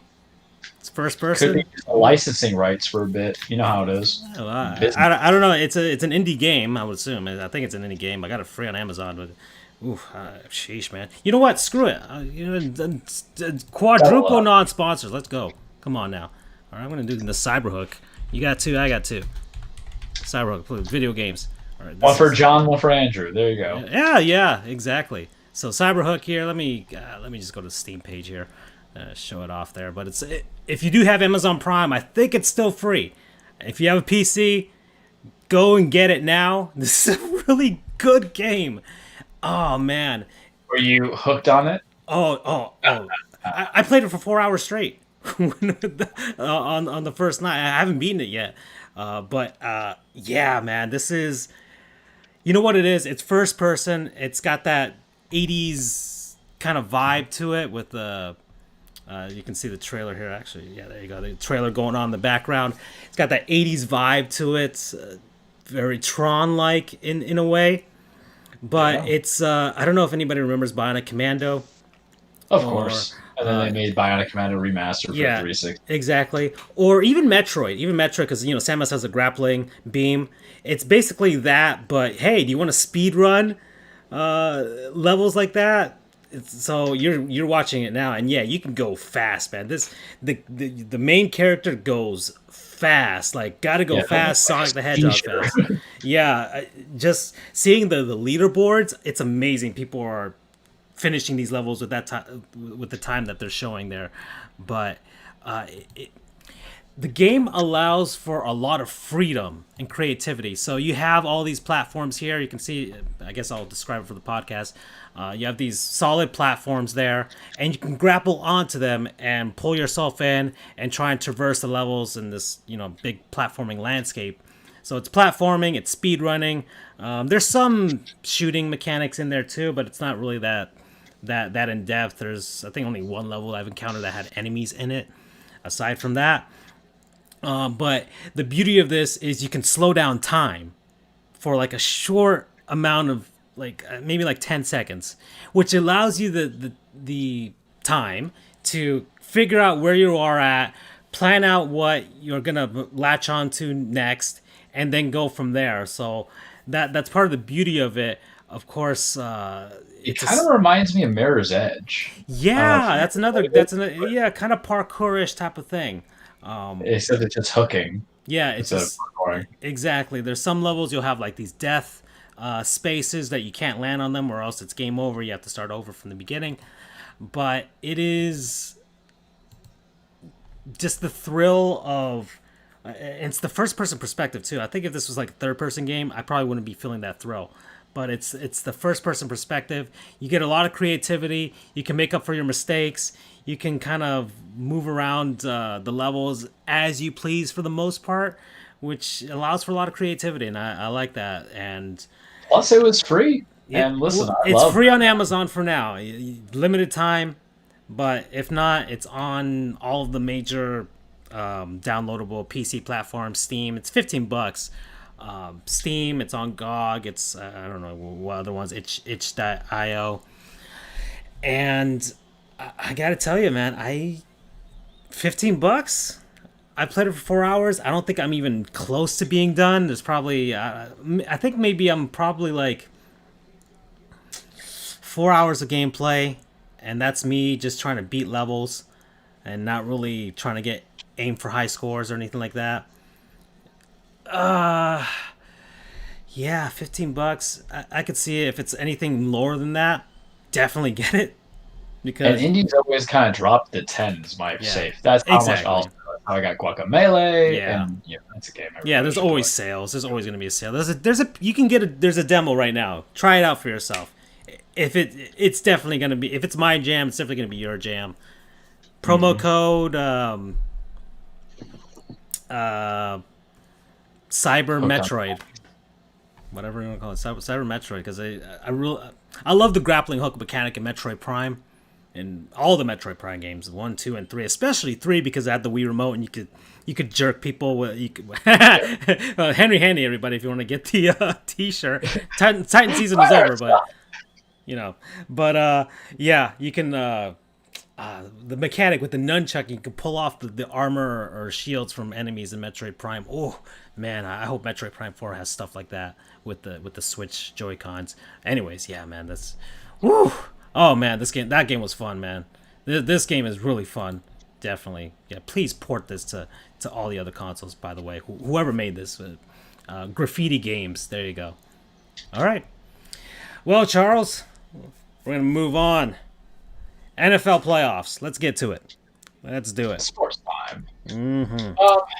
Oh yeah. Let's start first game. Baltimore versus Buffalo. Yeah, man. What was that? Promises made exactly about these teams that were not fulfilled. I mean, it wasn't even like, oh, it's Buffalo. It wasn't snowing. It wasn't any of that. It wasn't any of that stuff. It was just like nobody woke up to play that day. It seemed like. Except maybe the defenses. I'm not even sure if it was even the defenses, to be honest. To a degree, I'll say Yeah. Baltimore's started a little bit because we look how Lamar Jackson kind of is with the running, but we already knew a little bit of Baltimore's weakness. But I feel like ashamed that that's the team that I lost to, you know, Yeah. because they did not look anything like the team that beat us. But the thing is that Yeah. the before the Ravens got onto that hot streak, and maybe it was just that they finally got cold. They weren't playing that well. They were very inconsistent before they got on the hot streak. That was Baltimore that you saw there. And Buffalo kind of played like the team that we beat 42-16 a Yeah, couple of weeks yeah. That back. wasn't the team that beat down on the Dolphins. It's a team that looked too reliant on Josh Allen. And I know we say that, but you really felt it because Devin Singletary couldn't really get anything going. I think there was really him. They didn't try anything with TJ Yeldon or the newly signed Devontae Freeman to kind of get anything out there. Stephon Diggs is an animal, Yeah, but that was just blown coverage. And listen, and get it. I understand I'm drinking the haterade right now, or I'm just chugging it to you guys. But I gotta pick at something because we already know Stephon Diggs was the leader of most receptions. He had like 1,200 yards as well, and like 14 touchdowns in addition to it. And yes, he had like 100 yards. Everything came into it, but that was just kind of blown coverage. It was a fly route. yeah. Out of all the things, because I like seeing the NFL app has these great insights on the game, and Yeah. really the only thing that they could talk about was Stephon Diggs because there was not much else positive to talk about from that game. I mean, it was, Nothing was going. yeah, And it wasn't even one of those defensive battles that are going yeah, on because of the weather that you have. It was just really like it felt like everybody was tired. mm, And I'm tired of these football games where no one shows up kind of thing. And I understand. I understand. I am just demanding so much of what my entertainment is, but my weekends are valuable. And to make not just one, but two of my weekends just full of like duds or what felt like duds is kind of almost unacceptable to me. And this is why, like, and I was talking about with my buddy when we hung out Friday or no Sunday, and I said, my thing about football is, yeah, especially with the show, I'll watch it, I know what's going on and everything like that. But that's 3 hours of my life. We're professionals, man, and I don't necessarily want to lose almost 8 hours of my day watching something that's only bringing me minimum joy. And I can yeah. watch the casual games too. This is why I game when I watch these games. Yeah, but I didn't even want to make that set approach. Yeah, And I think last week with the which one was the snooze? Oh, I had to watch the the pack, Saints the Bears Saints, yeah, the game, Saints very good. There we go. and that was just terrible. Mm. And then watching this game was just bleh. The NFC games were better, even though I didn't watch the Aaron Rodgers game. Yeah. We'll touch in a second. And then what was the other AFC game? So we talked about it earlier, but Cleveland, Kansas City. Browns, Kansas City. So everybody's a Browns fan now. We betray Kansas City wins one championship after the 50 years of sucking, has the most humble head coach, who was the only head coach who wore the little damn welder mask, and you saw his little air bubbles. Yeah. But because Cleveland Browns, we now hate Kansas City. Cleveland Browns. It's are now amazing your how darling. that's. I've noticed that because now it's like, oh, Kansas City's the big bad team. They're like people are treating them like they're the Patriots. It's like no, I mean they get Patrick Mahomes, the new big star, and everybody loves Andy Reid.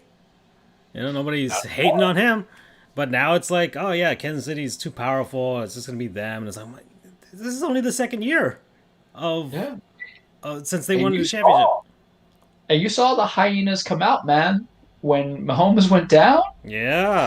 everybody was baring teeth. Y'all don't really like Kansas City. You just liked last year that it wasn't Tom Brady. Well, guess what, folks? You're gonna get it in tenfold. You might get a bite. We might get it. Yeah, we might get like I don't know. Worst case scenario for a lot of people in NFL, maybe. But yeah, I didn't watch the KC game. All I know, all I saw was that Chad Henne is still alive. I didn't know that. He's starting an AFC Championship game because even though they say Mahomes is clear, if the NFL really cares about concussion protocol and if the Chiefs don't want to jeopardize a young man's health and brain, don't start him. because the loss will be justified. Hear me out. I'll say it now as predictions. If you lose starting Chad Henne, nobody would blame you. I oh man, If you lose Mahomes, I have a feeling he's gonna play. I have a, yeah, it's in there. I don't. For first off, I think he will want to play. We all know that. Well, he's the $500 million man. Oh, man, sheesh. But he's sitting there. He could create that legacy. You know, everybody wants that legacy. You know, he's already got the money. Now it's about that legacy. And so, he get the Jordan flu game. Everybody wants one of those, like the Patrick Mahomes back from concussion game. I don't know. That I feel like he's gonna play. I feel it. Oh man. You know what's kind of crazy though? Mahomes gets a concussion. Jackson got the concussion too, and that was bad because that screwed everything. Yeah. At least you have Chad Henne, and I know people are like, Charles, we've had Chad Henne. Don't say that. That's better than Tyler Huntley coming in there, and that offense just went to crap right after. But all I'm saying, Kansas City, if you start Chad Henne and you lose, no one is going to put an asterisk on your fantastic season where they went 15-1, 14-2. Yeah. There's going to be all you're going to get is a lot of grief if you lose and you start Mahomes. Mahomes can have almost a perfect game, but no one's going to remember the heroes like that. Just saying. Yeah. And on to the NFC. So, boy, Rodgers. Listen, he's failing at the biggest stage is what I would love, because if not, I couldn't do it, because it's just the Rams. Throwing some stats out here. Let's see. They had 3 touchdowns, 2 passing, 1 rushing, 296 yards, 12 games with 250 plus yards, and 2 touchdown passes. Second most all time with Joe Montana. Aaron Donald was hurt. There's no Cooper Kupp. And it was a good defense that he faced doing that. The Rams gave up the least amount of passing touchdowns this year. So, just that. And then Cam Akers was the only Rams player that showed up. So, yeah, you know what? Cam Akers was the guy I was scouting in fantasy football, but he didn't trust the Rams. But I remember him putting a little bit of that beating on us when he was playing for FSU when you were playing. So, I think highly of him. Side note, I forgot that we have Stream Elements, even though they're not sponsors, but you guys can see Jamal Murray and the Nuggets host the Oklahoma City Thunders at 9 p.m. Yeah. Actually, that's not a sponsor. That's we now have Twitter updates from NBA, NHL, in case there's breaking news or anything that happens during the show. We can be like, "Oh, dang!" I kind of like that. Look, I'm going to put this on the record. I have never said that Aaron Rodgers is trash. I just think he's overrated. There you go. And it comes into a lot of it because if he's so great, if he's that fantastic, where's that other ring? And I know what you're saying, Charles. Don't pull that illogical argument. He's got the one. You know how many players don't even get one? Come on now. I know he's got the same amount as Brad Johnson and Trent Dilfer, but still. Yeah, present company, right? But this is what I got to tell people, because I found that I think what started this is there was a lot of excuses that kind of came into it. But people forget that Packers team was super dominant. It's not as if they all went to hell. Hell, man. The year they won the Super Bowl, they went 15-1 the next year, and they lost to the Giants. Yeah. The window was there. I'm just saying is the window is closed now, where you just have great success of a quarterback, but it doesn't mean you have great team productions. Yes, the defense is scarier because they spent money on real teams because they don't have Ted Thompson around. And yes, the Jordan Love. They've surrounded him with better players now. He's actually got a way better coach because McCarthy just sucks. I don't know, man. I'm not on Michael Foreman, because remember, I'm a little butthurt because he was our coordinator. Mind you, if you guys want to read stuff on coordinators, go read Charles's blog on our website. Yeah, that's right. Yeah. Charles's musings now. Well, listen, I gotta say this: if the petty gods that are out there that supports me, and I guess I have to go sacrifice like a goat over the weekend, but think about it this way: would I not be validated in everything I've been saying about overrated and can't really just win as the way that you think he's going to win if he loses to Tom Brady this weekend? The ultimate, there's no way. I can say with face, knowing that there's a part of me that's lying, saying that Aaron Rodgers is overrated. I can't say that about Tom Brady. Can you imagine the smug look on my face? Because guess what? They did lose once already. And also, guess what? Vit Vea is coming back. That boy is gonna stop Aaron Jones. Yeah, It might not be no AJ Dillon. this is gonna be really interesting, man. Because okay, the other game, the old man bowl we had. Drew Brees is done. It's He's over. super done. Like it. Yeah, that's a good transition to the other game. He's Exactly. super done. Yeah, no, he did. It's bad. If that's the way he's going out, good. He didn't have like Dan Marino implosion. But yeah, it is time. I don't know, man. We saw the videos afterwards, him with the kids and whatever out there. It was like, he was crying. Yeah, go make your millions of dollars in the booth. You'll be fine there. But it's time. It's time. He's got nothing more to prove. He's going to Hall of Fame. He's got his ring. Saved New Orleans franchise. What else can you do? All right, he's gonna have a statue out there. It's all well and good. Drew You know what the hard part is, though? New Orleans did not plan this. Oh. Say what you will about drafting Jordan Love, but in case something happened whatsoever, they got somebody. Who do you got? Taysom Hill? Jameis. 1-year deal. Yeah, well, they might bring him back. Let's see what. Or let's do Jameis again. You hope that Carolina cuts Teddy B, and that's a possibility. Matt Rule is not safe. He's been there already, yeah. And he played the best with him. Yeah, that's true. He knows the system and everything like that. That's the long game. It's like you're letting your man get paid, and because he had a bad season, gets cut by the Panthers, you can underpay him. Mm-hmm. It's a win, Mickey Loomis. Get it done. Yeah. But and one thing I've always said of when it's time to get rid of a quarterback, and I guess this is the GM in me. If I ever became a GM, I wouldn't be cheap, but I'm logical. The minute a quarterback costs a third of your salary cap is the minute you really get rid of him, unless he's a generational talent. It's not like we're getting Deshaun Watson. That's the problem with them old quarterbacks is they end up costing you a lot of cash that you are not going to have. The Pittsburgh Steelers, mind you, it's a 1-year deal, but they like to rework some stuff. Look at how much Drew put them in a cash-free hell, salary cap hell by all the times he wanted more money. He was eating up 30, 40 mil coming into it. That's a lot of cabbage. Yeah. You don't have the cash for it, man. And now you're without, though, because you can always kind of pay for that backup, pay for that guy who you think is going to contribute, and it's just not there right now. Yeah. New Orleans going to have to figure out some options. Sheesh. You got Jameis out there. You got Teddy Bridgewater. Cam, maybe? I don't even know. No, you don't. Cam's going to be listen, if I had to do predictions, Cam is going to be a backup in Philadelphia because I still don't think Carson's going to be there.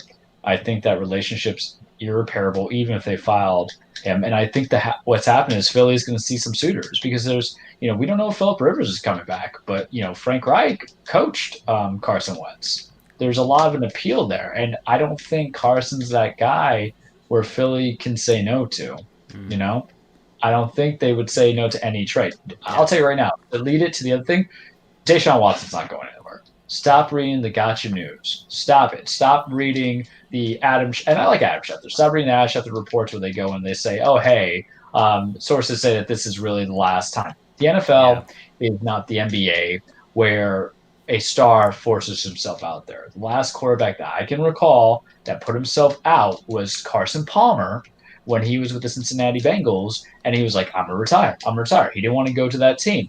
And then what did they do? They traded him to Oakland. I don't know if I like Carson Palmer or not. I'm just going to say that right now because I remember kind of thinking of how fake he was when he did his interview like a week after he got sent to Oakland. He's like, oh, it's amazing. 2 weeks ago, I was a retired quarterback, and now I'm in this franchise. Oh, God. That doesn't work. You don't have – that's what he said. Go find it. I remember it. It's like with you. Deshaun, 25, $100+ million in the contract, like 125 guaranteed, 5 years. Yes, Bill O'Brien set you back, but if you're going to kind of complain, and I guess it's a deeper philosophy, but it's going to be the biggest offseason news. So I guess that's why we're going to talk about now, aside from the presumed matchups in a moment, is that, okay, so Nick Caserio you weren't consulted about him being hired. There might be some more behind the scenes stuff. I don't know how much, it's not like a player I think can necessarily contribute to a hiring of a GM. A coach, absolutely. 100% agree. But a GM that's a different kind of exos, and I'm not saying that Deshaun's not intelligent. He's wisely intelligent, likable. He plays in my division, and I love him, and I would love to have him on my team. But he is generational, and Houston is not stupid enough to give away he was generational the moment he stepped up to the field. So when I read the stories about him going to Miami, I laugh. They don't want Tua because Tua's not special. Tua might be serviceable. He might develop. I think if Miami actually gave him weapons, it's a different story. But they know what they're getting out of it. The guy was a rookie who was projected to break like 30 touchdowns and 4,500 yards, and he just tore his knee. And then you would need the equivalent of the Herschel Walker trade in order to get him out of Houston right now. Absolutely. And the thing is the ball's on his court. He has a no trade clause, but if a guy wants to be traded, I don't think he would enforce it because, if I was them, I'd be like, okay, we're going to put you in like a hellhole team. The Patriots want you fine. They have no capital. They have no gains. They don't have weapons to go in there. It's interesting to say, but New England right now would be like a black hole for them, just as an example. So he's not going anywhere. Stop it with that logic. It's not happening. But it's amazing because you have somebody who's 25 looming around dying in Houston, and to bring it all back together, you have the young guys in the AFC, and then you have the old guys. No matter what, we're gonna have a QB who's over the age of 35. That's what I like about the it's new guard versus old guard right now. Yeah, I mean, you might have Chet Henne if the Chiefs pull off a miracle.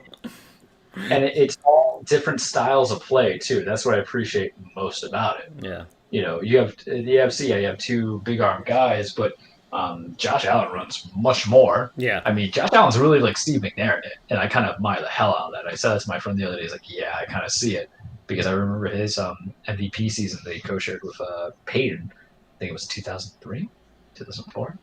Maybe. It's been a long time. Yeah. He was just running and gunning and doing everything he can, just putting that team on his back. And then you have Brady, who it's the cast of weapons because he didn't play that great against New Orleans either because Marshall Lattimore was kind of around, but he can't cover everybody, right?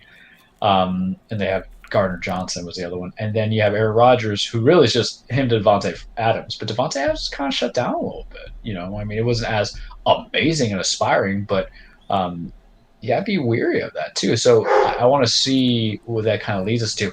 And I hate to say it, but you know who I want this outcome to come out to? Tom. I want to be Tom and Buffalo. And what greater story than the menace? Because who was the happiest people when Tom Brady signed with the Buccaneers? Everybody in the AFC. Everybody in the AFC too, but it was mostly the Bills, right? Yeah. Because they've been one of the only few to actually get to the playoffs like twice out of like the 15, 20 years that Tom's been there. And they go and get it. Wouldn't you love your Super Bowl headline to be Tom Brady tears that ass up one more time? Oh my God. I want that. Ooh. I want that. One of my best friends is a huge Bills fan. I told him I'm sorry, but I need to see this. I see Tom Brady be the Buccaneers against Buffalo. It's like a horrible horror movie villain. It's that phrase, your best day, on my worst day, you would never catch me. And that would be the living proof. You know what it's like? It's like Cloud and Sephiroth. Doesn't matter what game Cloud is in. Next thing you know, Sephiroth's like, I'm here. Because here's the thing. If Brady wins, wouldn't that be the most special Super Bowl win for Buffalo? One, they've been to the dance 4 times and never closed it out. Mm-hmm. But what greater way to pull that off than to go against the man who deprived you of all those Super Bowls, who got all his Super Bowls with that one team in your division and waxed you poetically, where you had to deal with J.P. Lossman and Trent Edwards and freaking Ryan Fitzpatrick and Drew Bledsoe, a Patriot scrub coming into it. You had to go through all these guys, and I could list much more of the Bills because they have had almost just as many horrible quarterbacks as the Dolphins. After Marino the Jets. Everybody in the AFC East. Everybody in the AFC East. Pretty much. I mean, the Jets get away with it a little bit because even though they had some opportunities. The Jets, they had like those 2 seasons with like Rex Ryan and Sanchez, but and Pennington a little bit too, but yeah. Yeah, so it just kind of comes in, but man, after everything that they've kind of come from, and what they do, and they couldn't get it done with Jim Kelly. That's your last great guy. What great way to solidify Josh Allen's success than to have that beat Tom Brady, Yeah. right? Or how Oh great yeah, would it be? they'd build the statue for him right away. Yeah, but how great also would it be if Tom Brady did that at some point? Oh, and that If would he- be. Oh, it wasn't Bill Belichick at all. It was Tom Brady the entire time. Oh, yeah. Boy. I would love that so much. I need. Okay. All right. So yeah, that's the NFL. Let me get one of the small segments out of the way, and then we can transition on over to the cage to close it out. All right. All right. Okay. So let me let's see what can we work with here. I get that. It's not the non-sponsors. Let's go with uncultured swine. Uncultured swine's always a good choice because even now and then we talk a little bit about what we think we know, but we have to educate ourselves a little. We got to smart ourselves up, boys and girls. Yeah, I decided to dip right back into that India population there that we now have. So we're gonna do another cricket team here. Order. Yeah, exactly. All right, like 18 countries strong. We're doing the. I hope I'm gonna pronounce this right. The Rajasthan Royals. Right? They also have a Royals team out there. See, they went with the alliteration, unlike the last team, which was very upsetting. I forgot what was the name of it. The Mumbai Indians. Yeah, and I don't know if I said the Mumbai Mashers and Mumbai Monsters or something like that, but The it's very Mumbai disappointing they Mambo. take That's what you said. Yeah. Yeah, the Mambos. That's Yeah. right. Yeah. So. But the Royals get it. Yeah. They understand me. Yeah. Then they got the basically almost the same color scheme as the Kansas City Royals there. Blue, gold, white. There you go. So Rajasthan Royals established 2008, playing the Indian Premier League. They won one championship, the inaugural championship of the Premier League in 2008. Funny thing was, they were the underdog that entire season. Nobody had them winning that championship or a championship that season. But lo and behold, they win the first one ever. That's the only one they've got. But they've run into a bit of trouble in their time as a team. Back in 2010, the BCCI, which is India's cricket governing body, they expelled the team from the league, but the Royals appealed. They remained in the league while the appeal was going on, and ultimately a court didn't move forward the case. The BCCI dropped it entirely, and they remained. But then they received a 2-year ban in 2015. The owner was doing some sketchy things, and lo and behold, he is banned for life from the league. Jesus. Yeah. What was his thing? I don't know. It had something to do with like bids on the team. I don't know, something about like the ownership of the team itself. I don't know if he was like doing some sort of insider trading. I have no idea. Something like that. Steve Kahn of the Mets. Yeah, I guess. I have no idea. I try to look it up. Honestly, I honestly try to figure out what it was, but I couldn't figure it out. Oh, they had a 2013 betting scandal, so there's another thing there. Actually, whoa! I think that was part of it too. That was part of it, but there was some sketchy stuff with the owner there too. So some betting, some things like that. Just, never good when betting is involved in the league. So that's what happened there, and they play at I'm probably gonna butcher this name, Sawai Mansingh Stadium, cricket stadium in. What happened? You said it with confidence. Yeah. Sawai Mansingh, the Singh part, Mansingh, whatever. Cricket stadium in Jaipur, Rajasthan, India.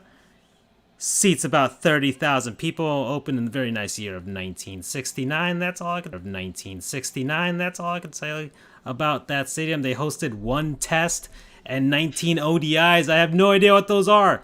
I think the Test is like a Test match between India and Pakistan. Those are perennial rivals in sports and in life. Yeah, you can read all about that later on your own time about the hostilities between India and Pakistan. I won't get into it. You won't get into it either, Charles. We're not going to touch that. We are uncultured swine, and we know our place. So we won't get into that. And that's all I can say. There you go, the Rajasthan Royals. And yeah, that's, you know, if you, yeah. Do you think their walkout music is Royals by Lord? They're missing an opportunity. You're giving all of these teams different songs. Ah, damn it, man. The Panthers are losing right now. All right. Well then, Charles, let's close out the show, shall we? Well, let's get to it. Welcome, everybody, to your weekly Trueplex and Cage with Charles. A couple of things that we always say in our honorary introductions for first-time listeners. Wrestling is not fake. It is scripted. It is a staged fight. It is a dance. It is a ballet. It is a story of men and women chasing championships, out for blood, trying to prove themselves and prove who they are and just succeed and also beat the holy hell out of each other. Now, it's kind of a quiet time in wrestling world for Charles. Yes and no, you ask. But Charles, isn't it January? It is. It's WWE time, right? Yes. So you've been watching, right? No. Because the problem is, what's coming up? The Royal Rumble starts next week.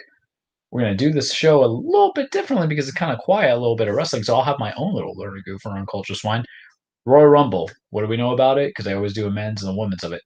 30 men enter the men's respective Royal Rumble. 30 women enter the respective Royal Rumble for their thing. You know, they go by the entries after a couple, I think 90 seconds or so. Then they bring in more people every 3 minutes. The countdowns are fun. But whoever is the last person standing gets a championship shot at WrestleMania. Now, mind you, the last couple Royal Rumble winners have been, I want to say the word deflated, or their carryingness of things has kind of gone down because of certain things. CV happened, so Drew McIntyre won last year's Royal Rumble. He won against Brock Lesnar at Mania, beat Brock Lesnar. Um, Winner of the Women's Royal was Charlotte Flair, who went on to challenge the NXT Championship from Rhea Ripley. She ended up being Rhea. You'll see that happen a lot. I always kind of say the Royal Rumble is the beginning of the reset, really. So if you have your holiday mid-season finale that comes into it for TV shows, that's what I would assign the Royal Rumble. Of course, the WrestleMania is a reset, the beginning of the new season. So we have some things that are pretty interesting leading into that. But we're looking at the Royal Rumble. I really don't know who's going to win. I have no idea. This is one of those years where, partially because of the barren roster that's been going on because of CV, you can put in some of the familiars, but Vince might have to just cast weight onto somebody that might be unworthy of everything or just a predictable thing that comes into it. So do you put in the AJ Styles? I mean, Randy Orton and his burnt face and all, because it's a fun storyline to do. He might get it. And then there's just like this weird thing that's happening where people will just declare to be entered into the Royal Rumble, and then you'll have other people who are like, "Oh yeah, I have to have a match to prove it." I don't know. I can't even give you any predictions. I don't even know who's going to win the women's, and it's kind of exciting because normally I know who like the last like 5 years, or not the 5 years. I know like the last five people I might say has a chance. Last year's Royal Rumble, I knew Drew was probably in there because they were pushing him a little bit, but then they had surprises like Edge, Roman Reigns was in it. He's always kind of in the last one, but he's not going to be in this year. Why? Because he's the champion, even though he's defending his title against Kevin Owens. More on that in a second. But the Royal Rumble comes a lot of credibility. It's almost like having, I don't want to say it's like having the MVP, but it's something that if you had to build a character on, a little bit of learning goof session, aside from being the guy who gets your title shot, it's something that you always reference to. He's won the Royal Rumble X amount of times. He's Mr. Royal Rumble. It's stuff like that. It's the moniker that you build into it. The most wins for Royal Rumble is Stone Cold Steve Austin, I believe, with 3. Shawn had 2. I think Shawn got it back-to-back 95 and 96. And it allows you to kind of have an easy build to your WrestleMania. This year's going to be kind of interesting because if I don't know who's going to win, Vince probably doesn't know who's going to win, and that's concerning, all intents and purposes. I have a prediction, though, and I'll give you the full roster of who it might be, of what I assume, like in the top 5, but I think they're going to try the well again with Keith Lee, and they're going to give him that opportunity, but we might get Keith Lee as a heel, essentially, between him and Drew, because him and Drew had a good match on Legends Night. I didn't watch it because I knew every time it's WWE Legends Night, I change the channel, because that's just me. I'm sick of old wrestlers stealing the spotlight from new stars. So that's why I'm absolutely furious that Goldberg, of all people, is having a WWE championship against Drew McIntyre. And here's the thing, it's pure 50-50. I think foreseeably Goldberg could win because he beat The Fiend last year at a random Saudi Arabia pay-per-view and then dropped the belt to Braun Strowman because CV. But, Vince want to put Goldberg versus Roman Reigns and the Master of Spears concept, which makes no sense because Goldberg doesn't pin you with the spear. He pins you with the damn jackhammer. So we have Goldberg versus Drew. That's terrifying. Drew has CV. The ratings on Raw have been low, Francisco. They've been under 2 million since Drew's been champion. And no one's really going to say it's because of CV. People are going to say it's because of probably Drew being the main guy. And you look at Drew, he's a strong built guy. He's handsome looking. He's gotten better on the mic. He looks like he could beat you up. Yeah. But Vince, man, he always attributes those championships to and the ratings. And if those ratings are down, maybe it's you. And then you look at Goldberg. Everybody knows who Goldberg is. Everybody knows who's a streak. Everybody knows who's next. People forget the fact that he tried to break the Undertaker's neck at the Saudi Arabia pay-per-view event that they had because he's 50-something and old, very well built. He's one of those guys who looks like he'd beat the hell out of me. But if there's an N64 polygon of you, you are old. Yeah, it doesn't mean he's a capable wrestler, but there's a strong possibility, and that scares me. Royal Rumble's January 31st, so I might be a week too prime onto it, but here we are in the conversation. So let's go talk about the focus for WWE, because I really don't have much on AEW New Japan. I'll talk a little bit about Impact and their card for a second. But what you have is Roman Reigns has really been carrying show. SmackDown has been fantastic this year. And you have Roman Reigns was supposed to go against Adam Pearce, who is a figurehead in the WWE. And then he's telling Roman, listen, Roman, I'm going to give you one last chance. Back out of this. You don't want this. And Roman, in his hubris, I want you, and I want you in a last man standing match. So the old swerve came around. Because I thought we were going to get Nakamura. I did, but it came to be Kevin Owens. So we're going to get a conclusion of that feud, and they're going to be in a last man a challenging match. And their matches have been stellar. Their match at TLC was beautiful because Roman had to cheat to win. Their match in the cage on SmackDown after Christmas was stellar. I think it was for New Year's Eve or New Year's Day of how they titled it, was stellar. It was beautiful. Roman had to cheat. My concern is this. I believe the match is going to be excellent. It comes full circle, because this is weird when wrestling comes full circle with me. 4 years ago, Roman Reigns and Kevin Owens met at Royal Rumble for Kevin Owens' Universal Championship, right? And Chris Jericho, who's on AEW now, was put in a shark cage and hanging above. And it ended with Kevin Owens had help because Braun Strowman came out of nowhere and just put Roman through a table, thus helping Owens reclaim his championship and keep it. You're going to have it 4 years later, and you're going to get the same story result. It's amazing.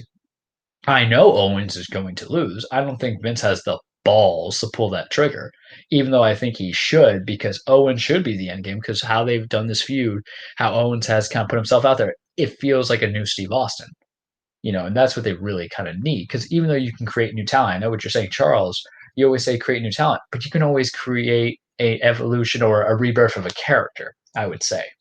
Just one of those things.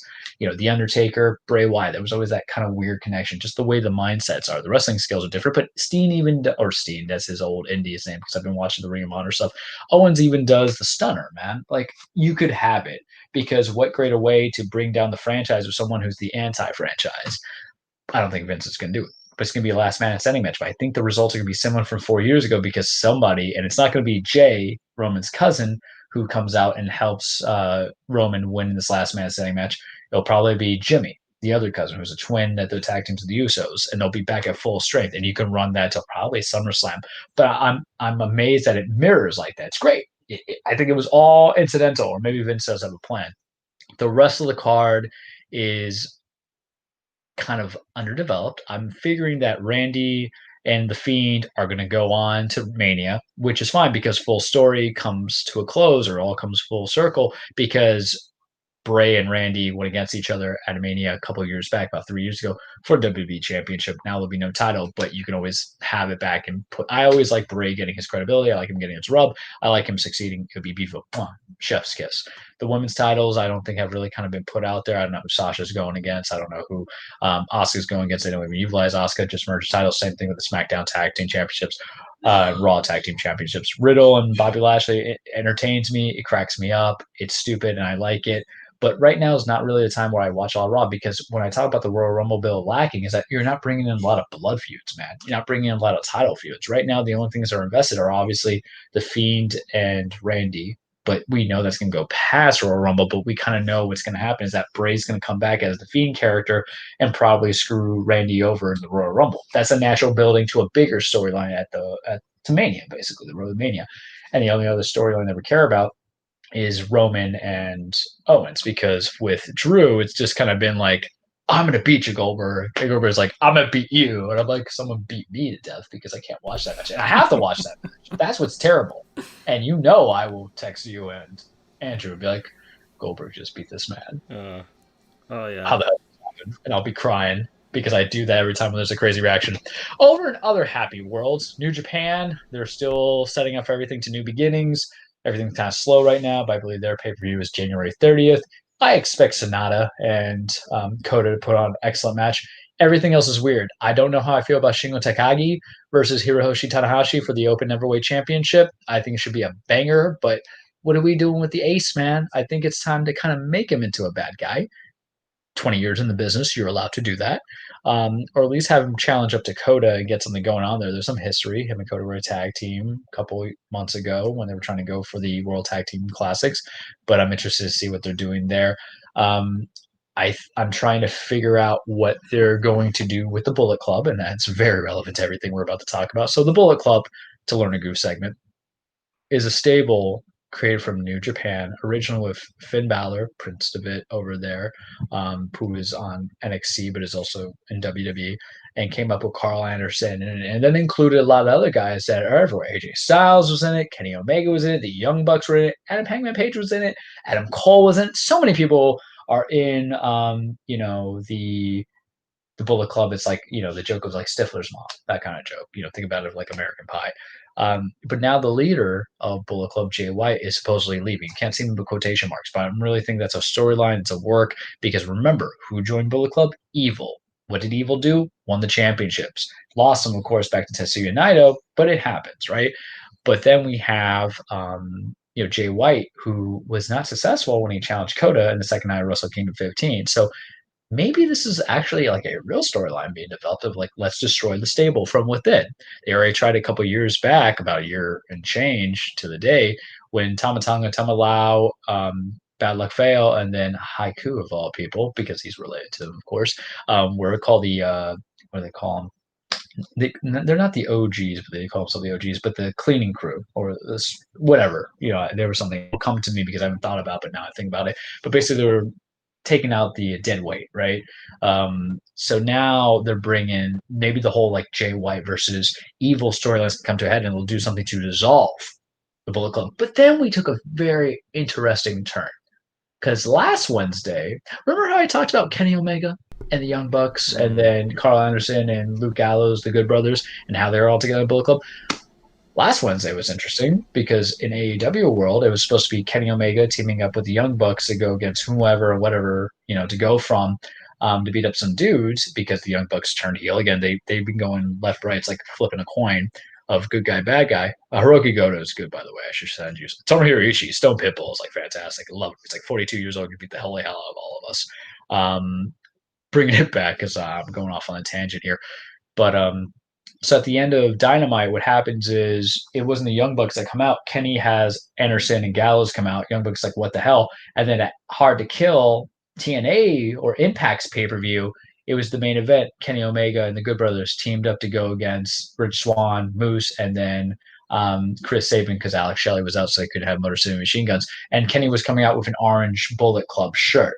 So right now you have AEW, Impact, and possibly New Japan feathering in the ideas of this cross-brand rivalry. And I talked about what the pitfalls could be last week, but it's a continuation of it. Now, I like the idea that it was kind of a swerve that the Young Bucks might be, joining with Kenny and then the Good Brothers, because now it might position to the Young Bucks, who are your AEW Tag Team Champions, going against the Good Brothers, who are your Impact World Tag Team Champions. So I like that idea. It doesn't seem to me now it's going to be kind of like a smoldering of youth versus what's cool and popular, because I always believe a program has to let their wrestlers grow.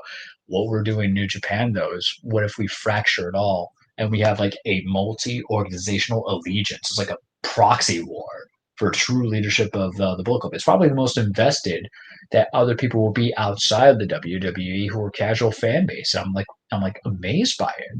I like the idea of it because I like me some AEW, man. You know, I watch it. You know, sometimes it's a beat out on NXT because it's there, but AEW's been putting on a little bit better show than NXT lately. And of course, the Brody tribute, and then they're going to celebrate his son's birthday on Wednesday, which is good. I like things that make me feel a little good in this world, right? Opens up my heart, makes it feel. It's like the Grinch. It's growing not 3 times as too big, but like 2 times too big. You know, Cody, follow us on Twitter. FJOJR, Charles the True, Dan Frihole, Sports Goofs. Just follow us. We know we on it. Eddie Kingston's still a gift. He was on Renee Paquette's podcast, Oral Sessions. She's the wife of John Moxley. She used to be a former everything, really, WWE, except for a wrestler. But she did the interviews backstage. She was on the announce booth. That was very interesting. She did a good little interview with Eddie Kingston, who, you know, I'm a fan of. I might just send that to you guys. It's like 3 minutes. So you get like little brief snippets of that to see what those characters look like. But AEW is interesting. They're still working on the Dark Order. I don't know if Hangman Page is going to join or not. I don't know if they want to build that story, and I don't know if everybody at the Brain Trust that is over at AEW wants to make the Dark Order still heels when they have better things as faces. So it's all just interesting. And will I be watching wrestling? Of course. But is it good right now? Not yet, because this is what happens when you get the slow seasons. Because Mania is really when it's going to pick up. Because what do we know about Mania and the Royal Rumble? Royal Rumble can only have one winner per division, men's and women's. What are you going to do with all the other freaking titles that you have in WWE, right? Only one person can challenge Universal or the World Championship. Can you build better stories for the opposite side? And that's all I got for you right now, man. Okay. All right, then. Well, I think that's it for us for this edition of the show, Charles. I agree. Yeah, we had a great guest on, John Hartofilis. Y'all want to Thank you, John. Yeah, I want to listen to him. Gen Z Hoops. And Andrew, hope you're having a lot of fun out there. We'll hopefully have you on with us again next week. And I guess we will sign out from here. Oh no, we got an actual Facebook. Hold on, Charles. Before we leave, somebody, who will the Royal Rumble, bro? I don't know if he asking who will win the Royal Rumble by Rossi Silva. I'm gonna take it as win. So it's tough. Like I said, they haven't had a lot of build. Pandemic's been kind of interfering with the Baron roster. But if I had to predict it, I think they're gonna. If I had to give one name, I think they're gonna go Keith Lee, and I think what they're gonna do is heel Keith Lee, because him and Drew already had that match on Legends Night. It was very good. The problem with the Keith Lee character is inconsistent as hell. But just like they did Drew last year, you can build credibility in 3 months if you have a guy just be a menace and beat everybody. Because Lee came onto the main roster around Backlash time, which was September, beat Randy Orton, did nothing with it. Had a title shot, lost. They're not going to do the whole mid-card rise to the level, win the U.S. or Intercontinental Championship, and then get to a main title. I think Vince is going to kind of hotshot it because someone's got to take that title off of Drew. He's had it for basically 11 months, right? Except for that 3 weeks that he lost to Randy at Hell in a Cell. He's had it, and it just hasn't worked for ratings. I have not been invested into it. I think I would like Drew as a heel champion, and he'll get his opportunity. One of my other friends says Seth Rollins, but I think that's too hokey. Seth's not ready yet, right? Because I know Vince is going to eventually want heel Roman versus face Seth, but we're not there yet. If anything, let's build to that. Or it could be Daniel Bryan. Daniel Bryan and Roman have a lot of history together. I just feel like it's a little bit of a bait and switch because Daniel Bryan's been saying, yeah, I'm the only one who can take Roman Reigns. And they have history, and the fan base loves, Daniel Bryan. But here's the thing. We don't have the fan base right now. There's no live crowds. We can't get that emotion. So I think Vince will want to try a shiny new toy instead of doing something that he'd rather have people around us, right? That's my logic. Granted, it might be best for business, but wouldn't you also love, you got to think about it this way for people who didn't like Roman Reigns, because he was very unlikable for many years, Francisco, because he was just pooped on a lot because he wasn't the indies guy. But wouldn't it be so great to have people, and I love Daniel Bryan. He's probably top 2 best wrestlers out there, technical wrestling, submission wrestling, all that stuff, to go against Roman and to get obliterated by Roman. Because the heat that you would get as a heel is so important. But also, here's the thing about Daniel Bryan. I think he's kind of done winning the big ones. I think he wants to put over the new guys. That's why he laid on his back for Buddy Murphy a year and change ago. That's why he laid his back for Nakamura. And he lost to Cesaro on Friday, last Friday. And Cesaro is criminally underrated. Cesaro, follow our show. I love you. You're hysterical. Great wrestler. Fantastic wrestler. Always kind of pivoted as a tag team guy. Can't even get a singles push because it's him being foreign, I feel. Vince doesn't like to take that chance if he can't speak that well on the mic. And Francisco Cesaro speaks perfect, in my opinion. He's fine. Man. He's good. But Brian laid on his back to help build the new stars.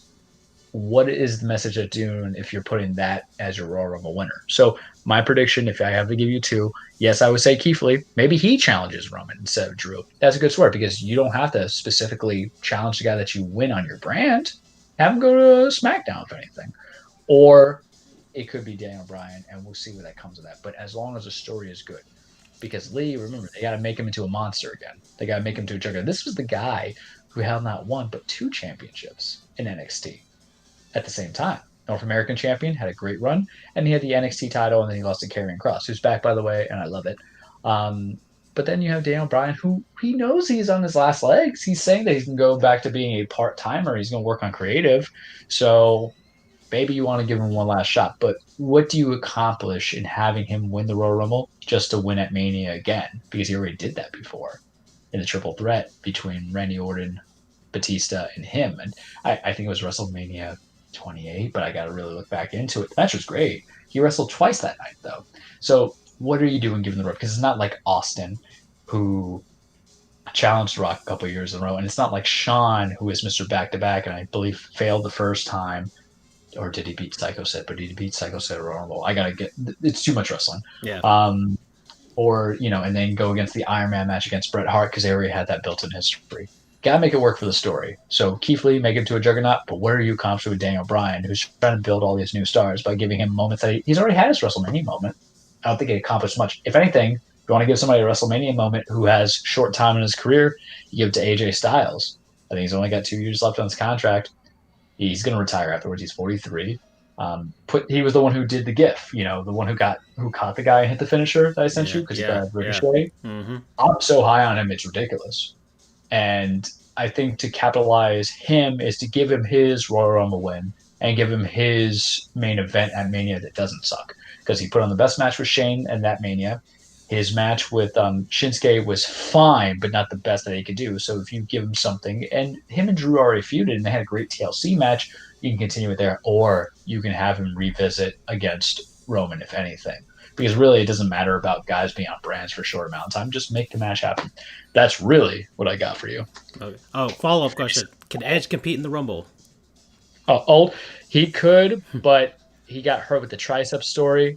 He hurt his triceps at Backlash, so we don't know if he's cleared yet. Mm-hmm. But if you did it, it would be good, but it's not fully set yet. Because here's the thing. I think Vince would keep that injury mum of when he's going to be recovered. But I do think Edge would get a WrestleMania match. But triceps are usually out 7 to 9 months.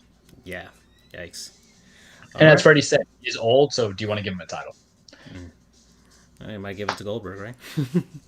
Well, but it's different.